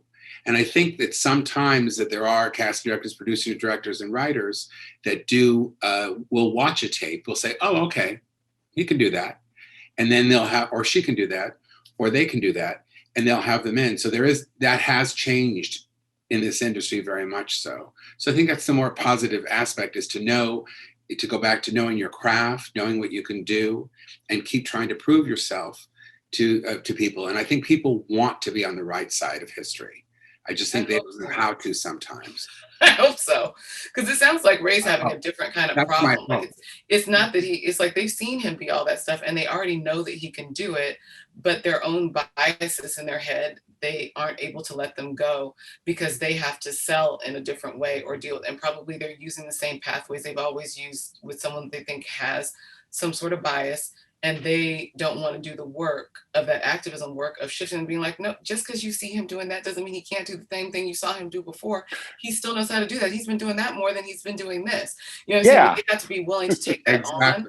And I think some of them, I don't think that that's on him to present. I think that that's the work of representatives and the other people. But I would say I'm a airy-fairy person, like manifestation, resonance type of person. I would say, Ray, that's, as you're coming into the fullness of yourself, that was not the good representation for you. And so they cleared out the way for someone who can actually do for you what you actually need done for you, that takes on all the things. And I think that's the flip side of this, is holding that for ourselves so that we know we can carry forward in that and know that there are people who are trying to do the work, and that clear those other people out so we can align with them. And those people that don't want to be on the right side of history are going to turn into dinosaurs and disappear because people aren't going to want to work with them anymore. Right. And I mean, my approach to all of us are professionals. So, my approach to my career has always been keep moving forward, take my experiences, incorporate it into my technique as an actor. I've always been authentic to who I am, which is a queer person. I've been out since I was 16 years old in 1970, whatever that is. And, but when this happened, I thought, okay, I have this new character. What can I do? I have to create my own work then. And I started creating my own work, and now I have a series on a streaming network. So, you know, it's always, especially now in the pandemic, and you know, we talk in the union all the time. It's a new world for actors. So create your own work. Create. You know, I now produce commercial theater on Broadway. I produce television. I produce my own work. I write. I mean, it's like we keep opening up more highways for us to work by increasing our knowledge. Who knew we'd all be on Zoom with lights in our home and cameras and all this other? I mean, we're all becoming producers, directors, writers, because we have to. We have no other choice, right? I had to learn how to light myself. You know, it's like a whole crazy thing. So I think being proactive within our industry as individuals is just what we do. I mean, I can sit around and say, I can still be a cop. I can still be a bouncer. I can still be a business guy. Yeah, but okay, so you keep handing me back that I do this. Let me show you how I do it, because I'm damn good at it. And then I create it, and then I got four awards in a row for it. Like, you know what I mean? You just got to keep bucking at it, right? And I'm going to be, especially I'm 62. I feel like I have to be authentically who I am. And yes, I'm an actor. Yes, I can be a character. Yes, I can change things, but I have to be authentically who I am, because that's when I'm the most happiest. And that's when I feel most fulfilled. I'm hoping as we move forward, especially speaking of it from an employment standpoint, that we can start navigating some of those, even moving more of those conversations forward with casting directors and producers, to start shifting some of that mindset, so that there is maybe a easier pathway for representatives to have those conversations, because it's like understanding the possibility of, like, that helps everybody. If like all the actors gets like you breaking apart like those set things in the mind. It may start with us as a group of queer people, because we have like so many different things that fit outside of people's traditional views of things, but ultimately that helps everyone around inclusion and diversity. So I think that's a really good point. And actually, I'd like to bring Parvesh into the conversation. And Parvesh, I wanted to share with you in the panel that one of the things that's, I think, really interesting in the study, it deals with sort of intersectionality. In other words, being a queer actor and being also an actor who's a person of color. And when asked the advice that they would give actors who had not come out, we got some narrative responses from some of the respondents to the study. And one of the things that they said was that the impact of being LGBT varies with the race of the performer. And here's a quote from one of the responses to the study. Quote, it would really depend on the race of the actor. Racism is still quite prevalent in this industry, and it is much easier to be a Caucasian, gay, lesbian, transgender performer than it is to be one of color.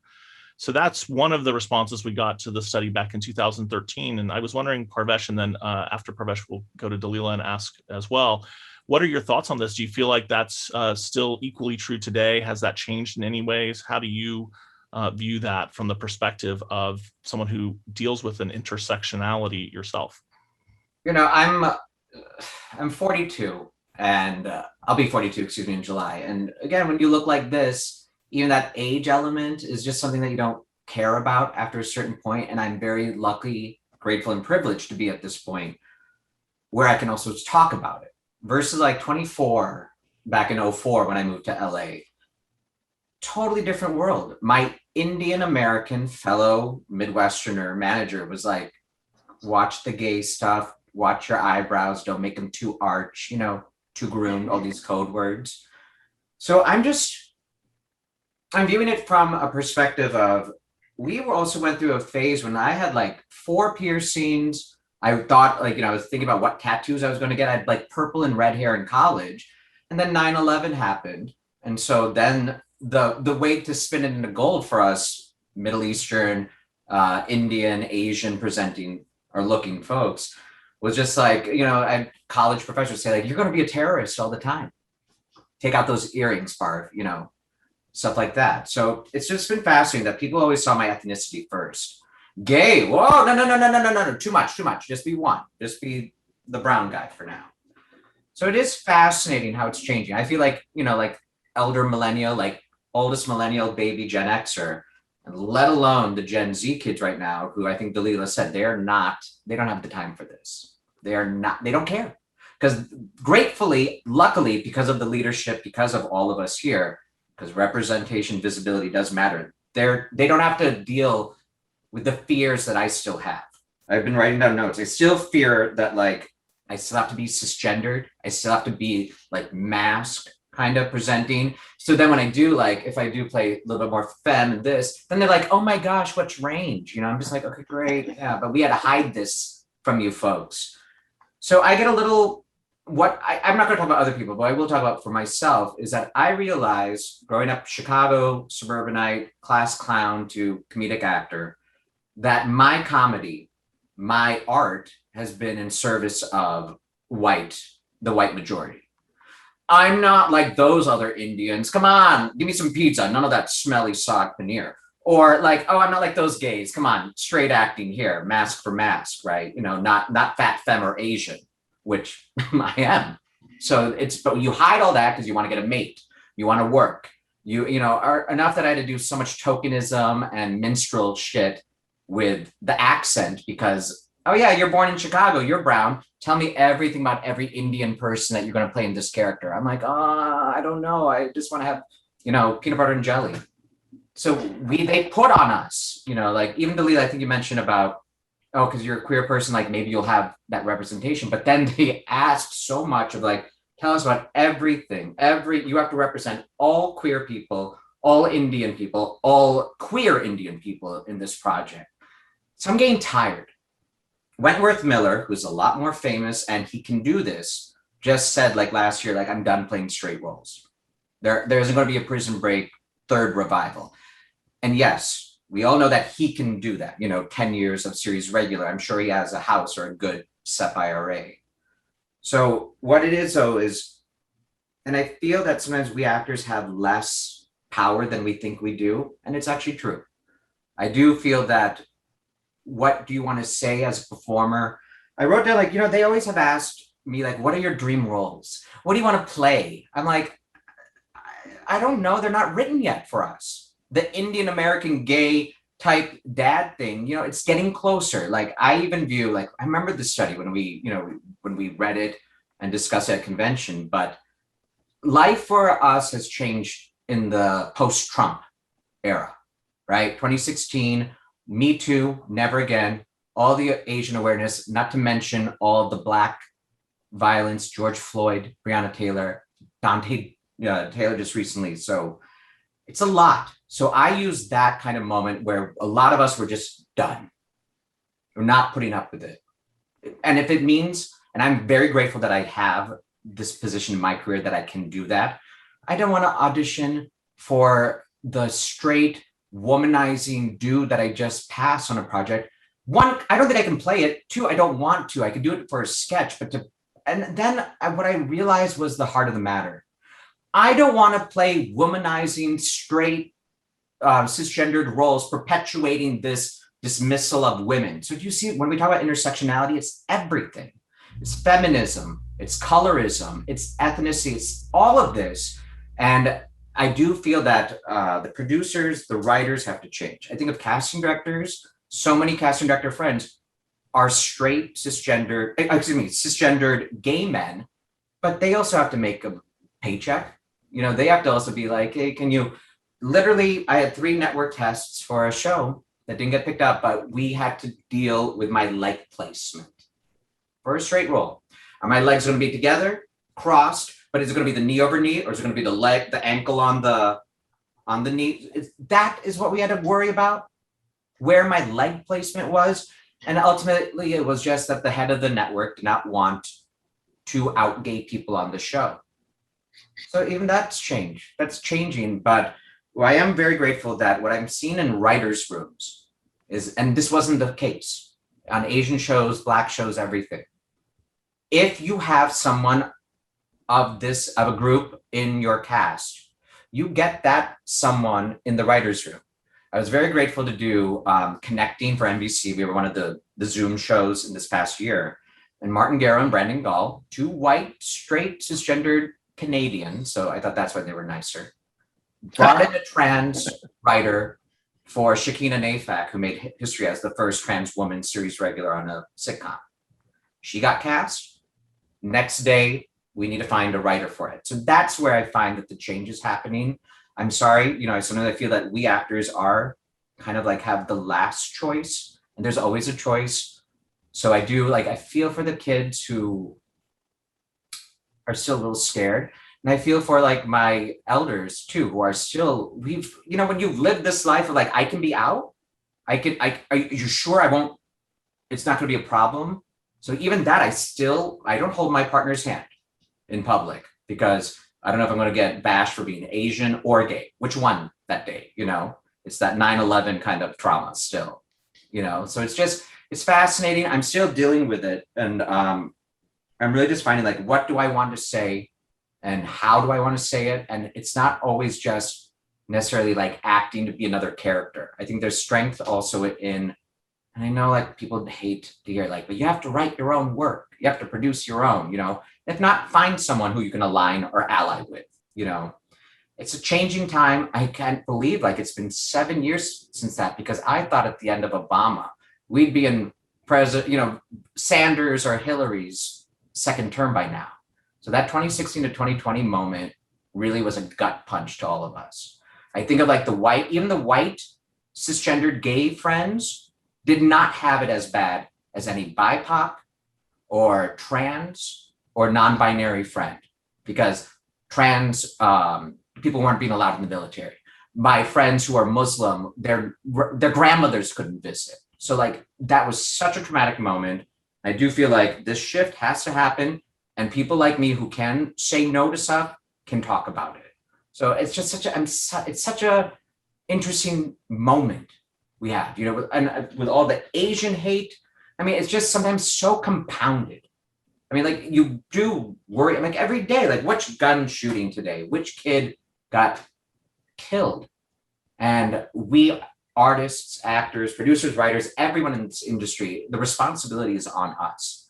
Because I grew up watching those shows, like a Disney Channel kids show, and be like, oh my gosh, why is it like a United Colors of Benetton commercial?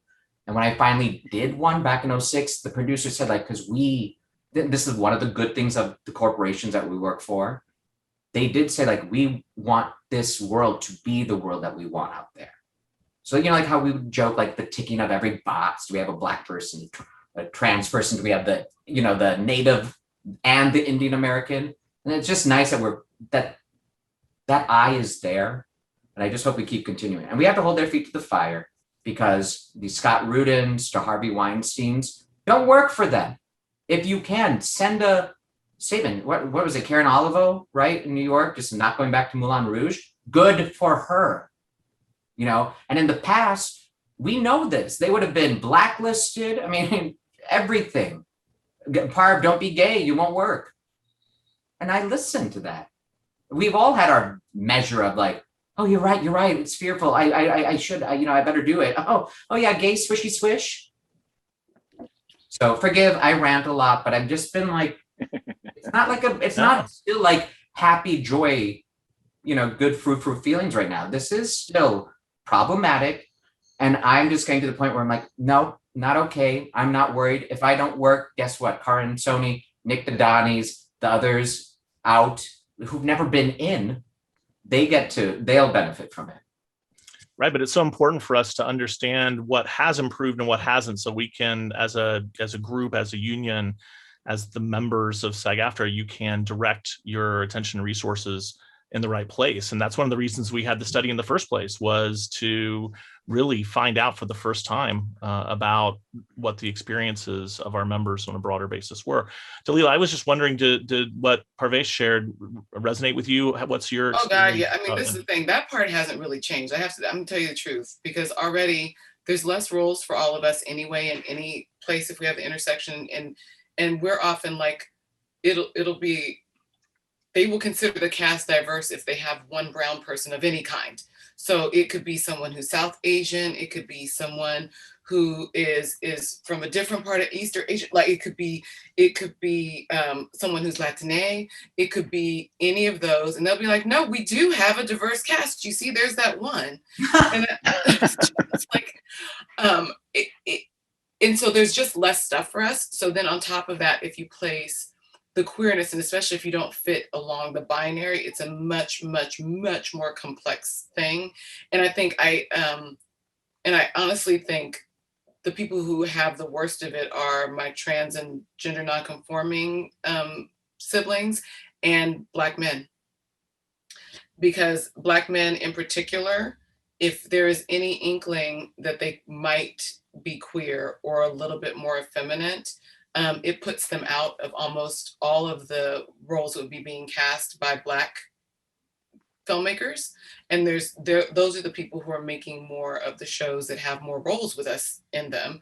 So if they've taken you out of their roster of who they want, or they don't think you're masculine enough, or they don't see you as the leading man, whether you're out or not, that can get in your way. And so the Black queer men that I know, almost all of them hide that. A lot of them won't play queer roles because their people are like, no, don't do that. You don't want anybody to even start to see you that way.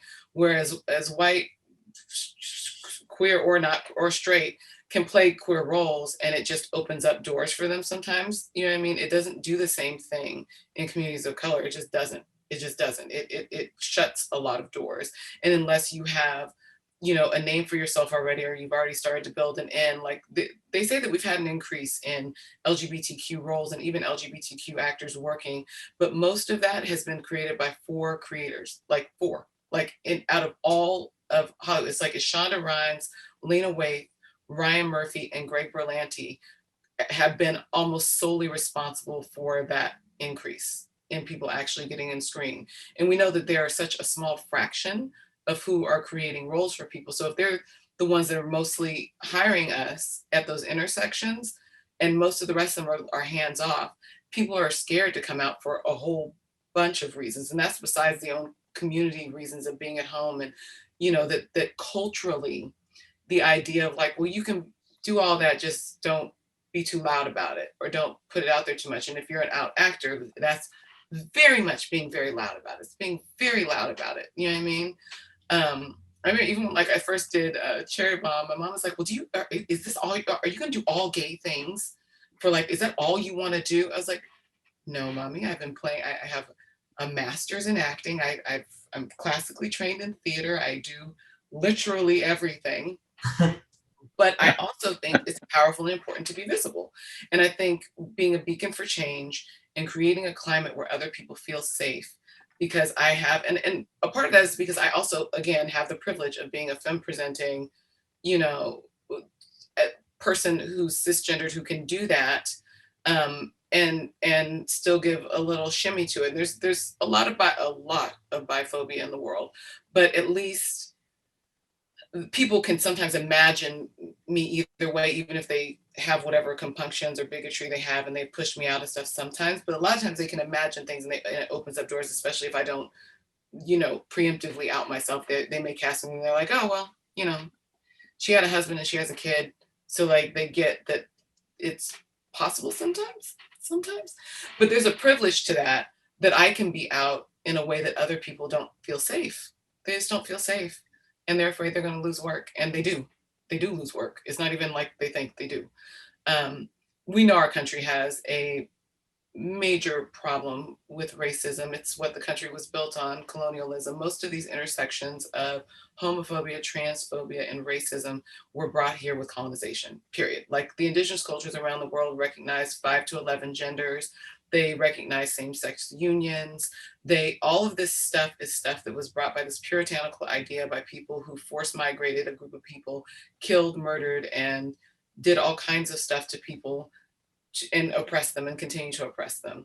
And it's a very hard thing to pry from the grip of someone's hands, because even if they're receiving just like, kind of like, I'm not directly going for the privilege, but I'm giving things out of it. And then what do I lose if it becomes equity, because people lose their minds even when it just upticks. Now I hear people complaining like, oh my God, I can't get a role because I'm white. It's like, are you kidding me? That is absolutely like, no, there's like, and that's like, we're just getting a little bit more. Like, can you imagine if it was actually parity, if it was actually distributed between everybody? Like, it's insanity. It's just, there's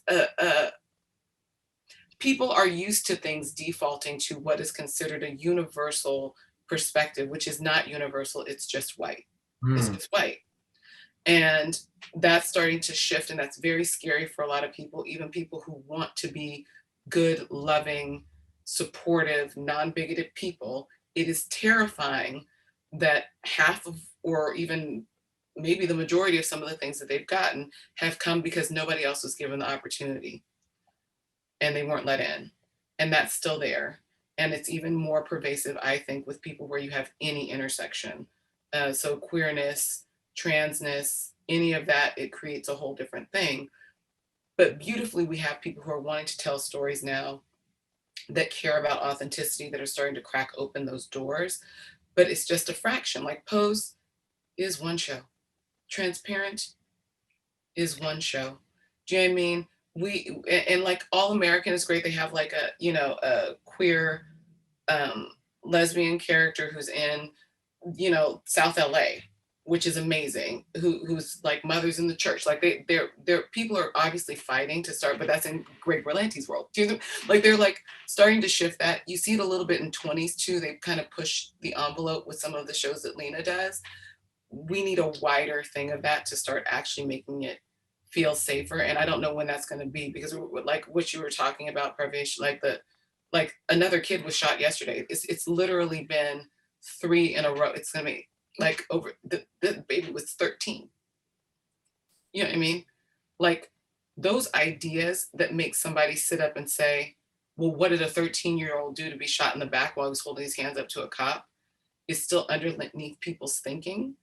And that's a part of what colors all of this in everything. It colors it in our careers. It colors it in our world. It colors it in the way content is consumed. But the other beautiful thing is that content can start to shift that too.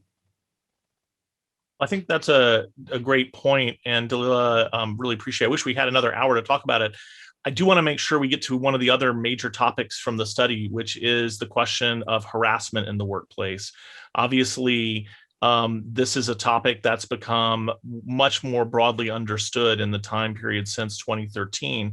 Our study, in fact, asked not only LGBT performers about their experiences with harassment, both sexual harassment, but also just sexual orientation and gender identity and expression related harassment, as well as asking non-LGBT performers about their witnessing of that harassment. And the result was really striking in that more than half of LGBT performers had reported some form of harassment that had occurred, and over a third of non-LGBT performers had witnessed that type of harassment occurring against others. Want to, I think, start this off asking Ray, if you find yourself in a situation like that, how do you advocate for yourself, and how do you make sure that your rights are protected and that you aren't subjected to this kind of harassment in the workplace? Okay, so I have a lot of experience about harassment. I was sexually abused and harassed in an all-boys high school. It continued.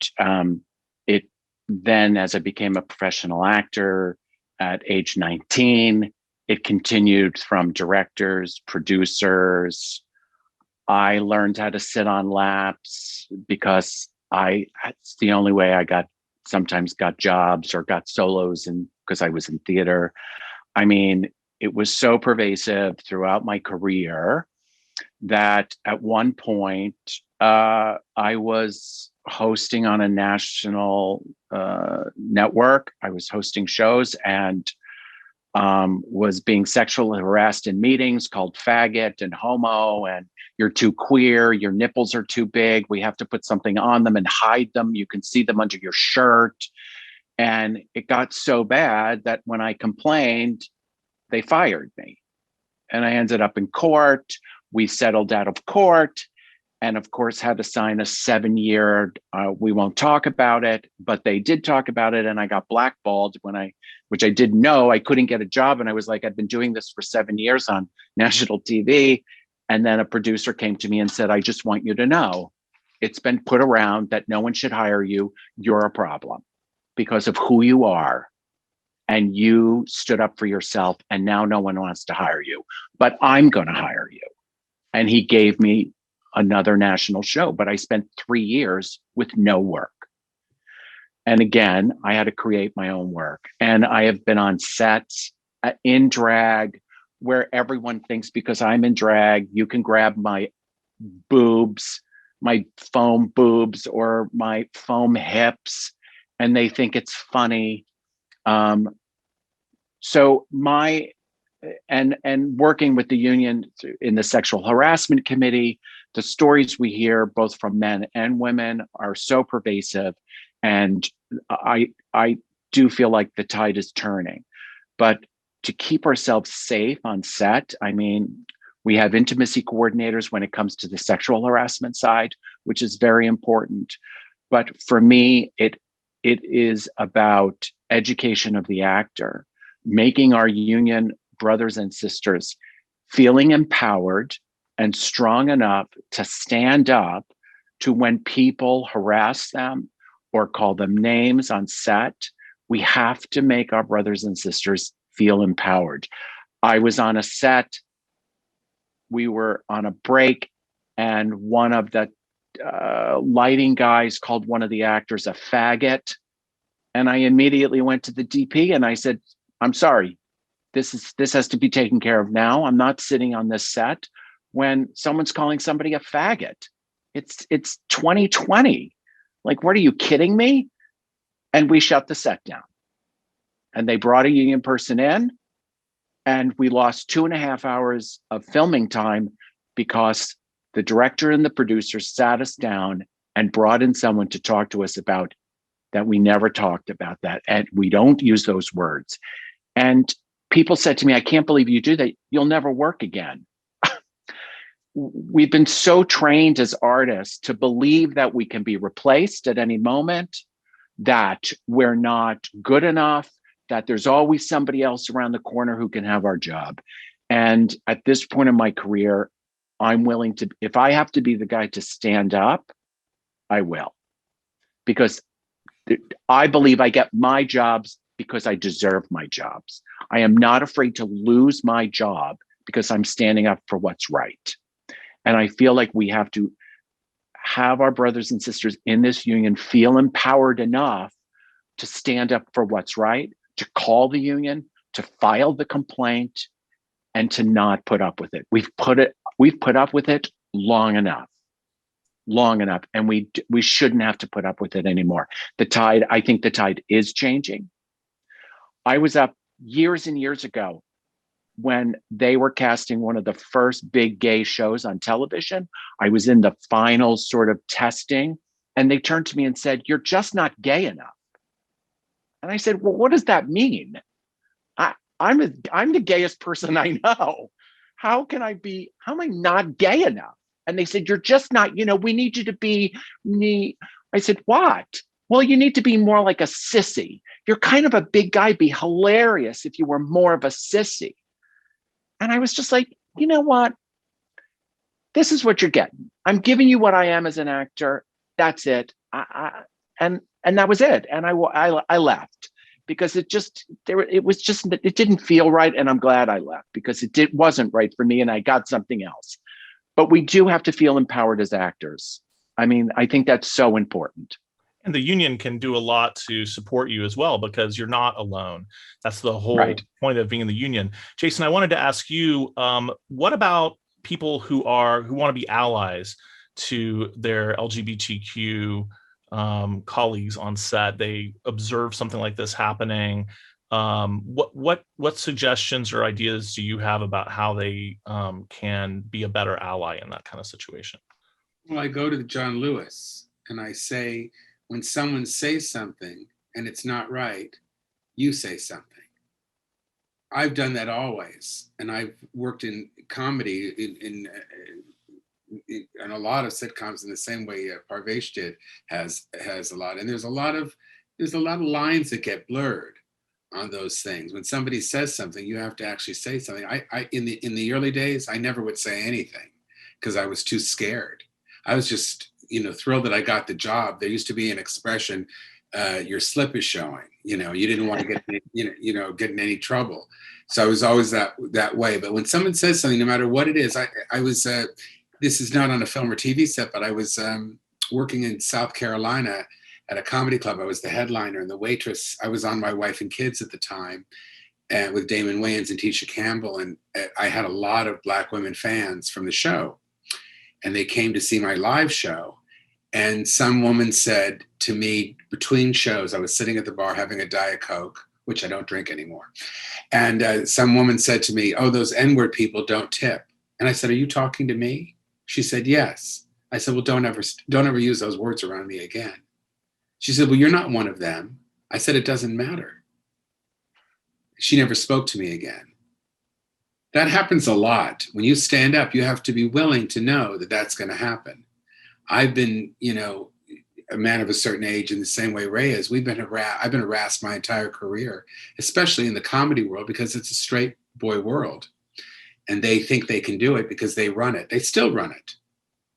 And when you are in that kind of position, have that kind of power, and it mostly came from club owners and other comedians who would be writer producers on a set. I was fired off a show, I think 16 years ago. It devastated me. It was a gay part, but then they decided they didn't want the part to be gay, but they never said to me, "Hey, can you do something else?" Because they didn't think that I could. People think that we're limited, but you don't think that we don't think that Brad Pitt is limited. We don't think that Damon Wayans is limited. But we do think that gay people are limited for some reason. And that perception has to change. And like Dalila said, and like Parvesh said, there's something that I think that I've dealt with my whole life is the idea that if you are not straight, heterosexual, Christian appearing, you have to prove yourself. What if This Is Us was about Jews? Would that be universal? Not to so many people, but it would. Seinfeld is about Jews. It's the biggest show in the world. It's there's so many of these preconceived notions. Who would have thought a show about 4 women over 50 who want to date and have sex? They thought that would be a terrible idea for a show. The Golden Girls, we're all creating content. I've created my own show called Smothered with Mitch Hara. We've been told a lot that the show is very specific, very, and I think what they're saying is that we're too old because we're both way over 50. And they've said that a couple of times, old time, but we're not. The style is very, very hip and cool, but we are older people. But apparently a lot of people don't feel that older people watch television. Well, Jason, in the study, and this again, back from 2013, the results were, at least amongst the respondents to our study, that over 80% of the respondents disagreed with the idea or were neutral to the idea that actors could only play roles that match their actual sexual orientations. And likewise, that over 80% of respondents also thought that trans people shouldn't be limited to performing transgender roles and that they should be equally considered for non-transgender roles. And I think that ties right into what you were saying. But I did want to ask Dana whether, you've commented already during the panel a little bit about the challenges that you've experienced in the stunt community. I'm wondering, based on your experience and also the folks that you know in the community, do we think there's been any progress on that front at all in terms of making sure that decision makers are viewing trans people as being able to portray any type of character, just like the results of our study said they should back in 2013? I think that's getting slightly better, but it's the thing that's gotten quite a bit better is the fact that they will pick trans people to play trans parts, because there was an awful lot of that not going on, where it was like, oh, well, we need an actor that has some box office with them, so we need that. That's instead of someone who's the character. So that's gotten better. It's not perfect, but it's better than it was. As far as being able to play the other parts, I know that's everybody's desire, to not get put into that box. But like I said, for a while, it was tough to even get a part that you were gay or trans or anything else. So that's starting to be, I think, a little bit better. And then, you know, in the world I'm in, it's totally different with the stunt things, another thing. And it's like, you know, I've just recently, one of my friends in the business, the two of them were working a show, and the next day he tells me, it's like, oh, well, we thought about calling and bringing you in yesterday because we needed a part for a woman, but we decided you're too tall, so we just put a wig on some guy and put him in the seat. So it's, no. Full circle, right? Right. Yeah. Oh my.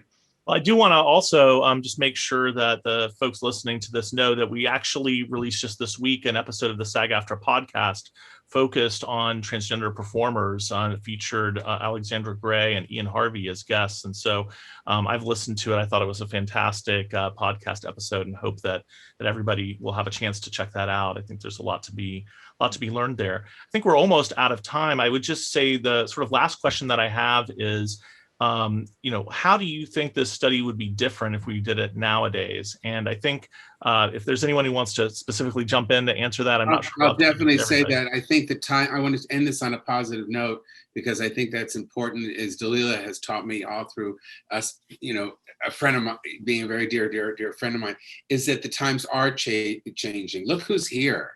Parvesh is here. Dana's here. You're here, Duncan. You have 5 children that you've adopted. You know, is it 5? It's just 5 now still. It's still 5, yeah. Oh, thank God. Okay, no more. Because I think that's a cutoff. I'm exhausted already for you. But he has 5 Black children from this. Am I allowed to say that? From the same parent. And you've done an incredible thing. So the times are changing. We are all evolving. The people in the industry are evolving. They are now being put to their feet to the fire, as Parvesh and Dalila have said. And I really believe that it's really about supporting one another. As you go up in the elevator of success in your career, take people with you. It's really important. Mentor people, return people's calls when they're in trouble, help them out. And I think it's really important to do that. And I think that, you know, when you are producing your own projects, hire people of color, hire people of different age groups. We're not dead over 50, you know, hire women in a part you might have thought of written for a man. Hire a little person in a role that has nothing to do with being a little person. Keep leaving your mind open, and don't write parts about specific people, write parts about a specific personality. Let us be actors.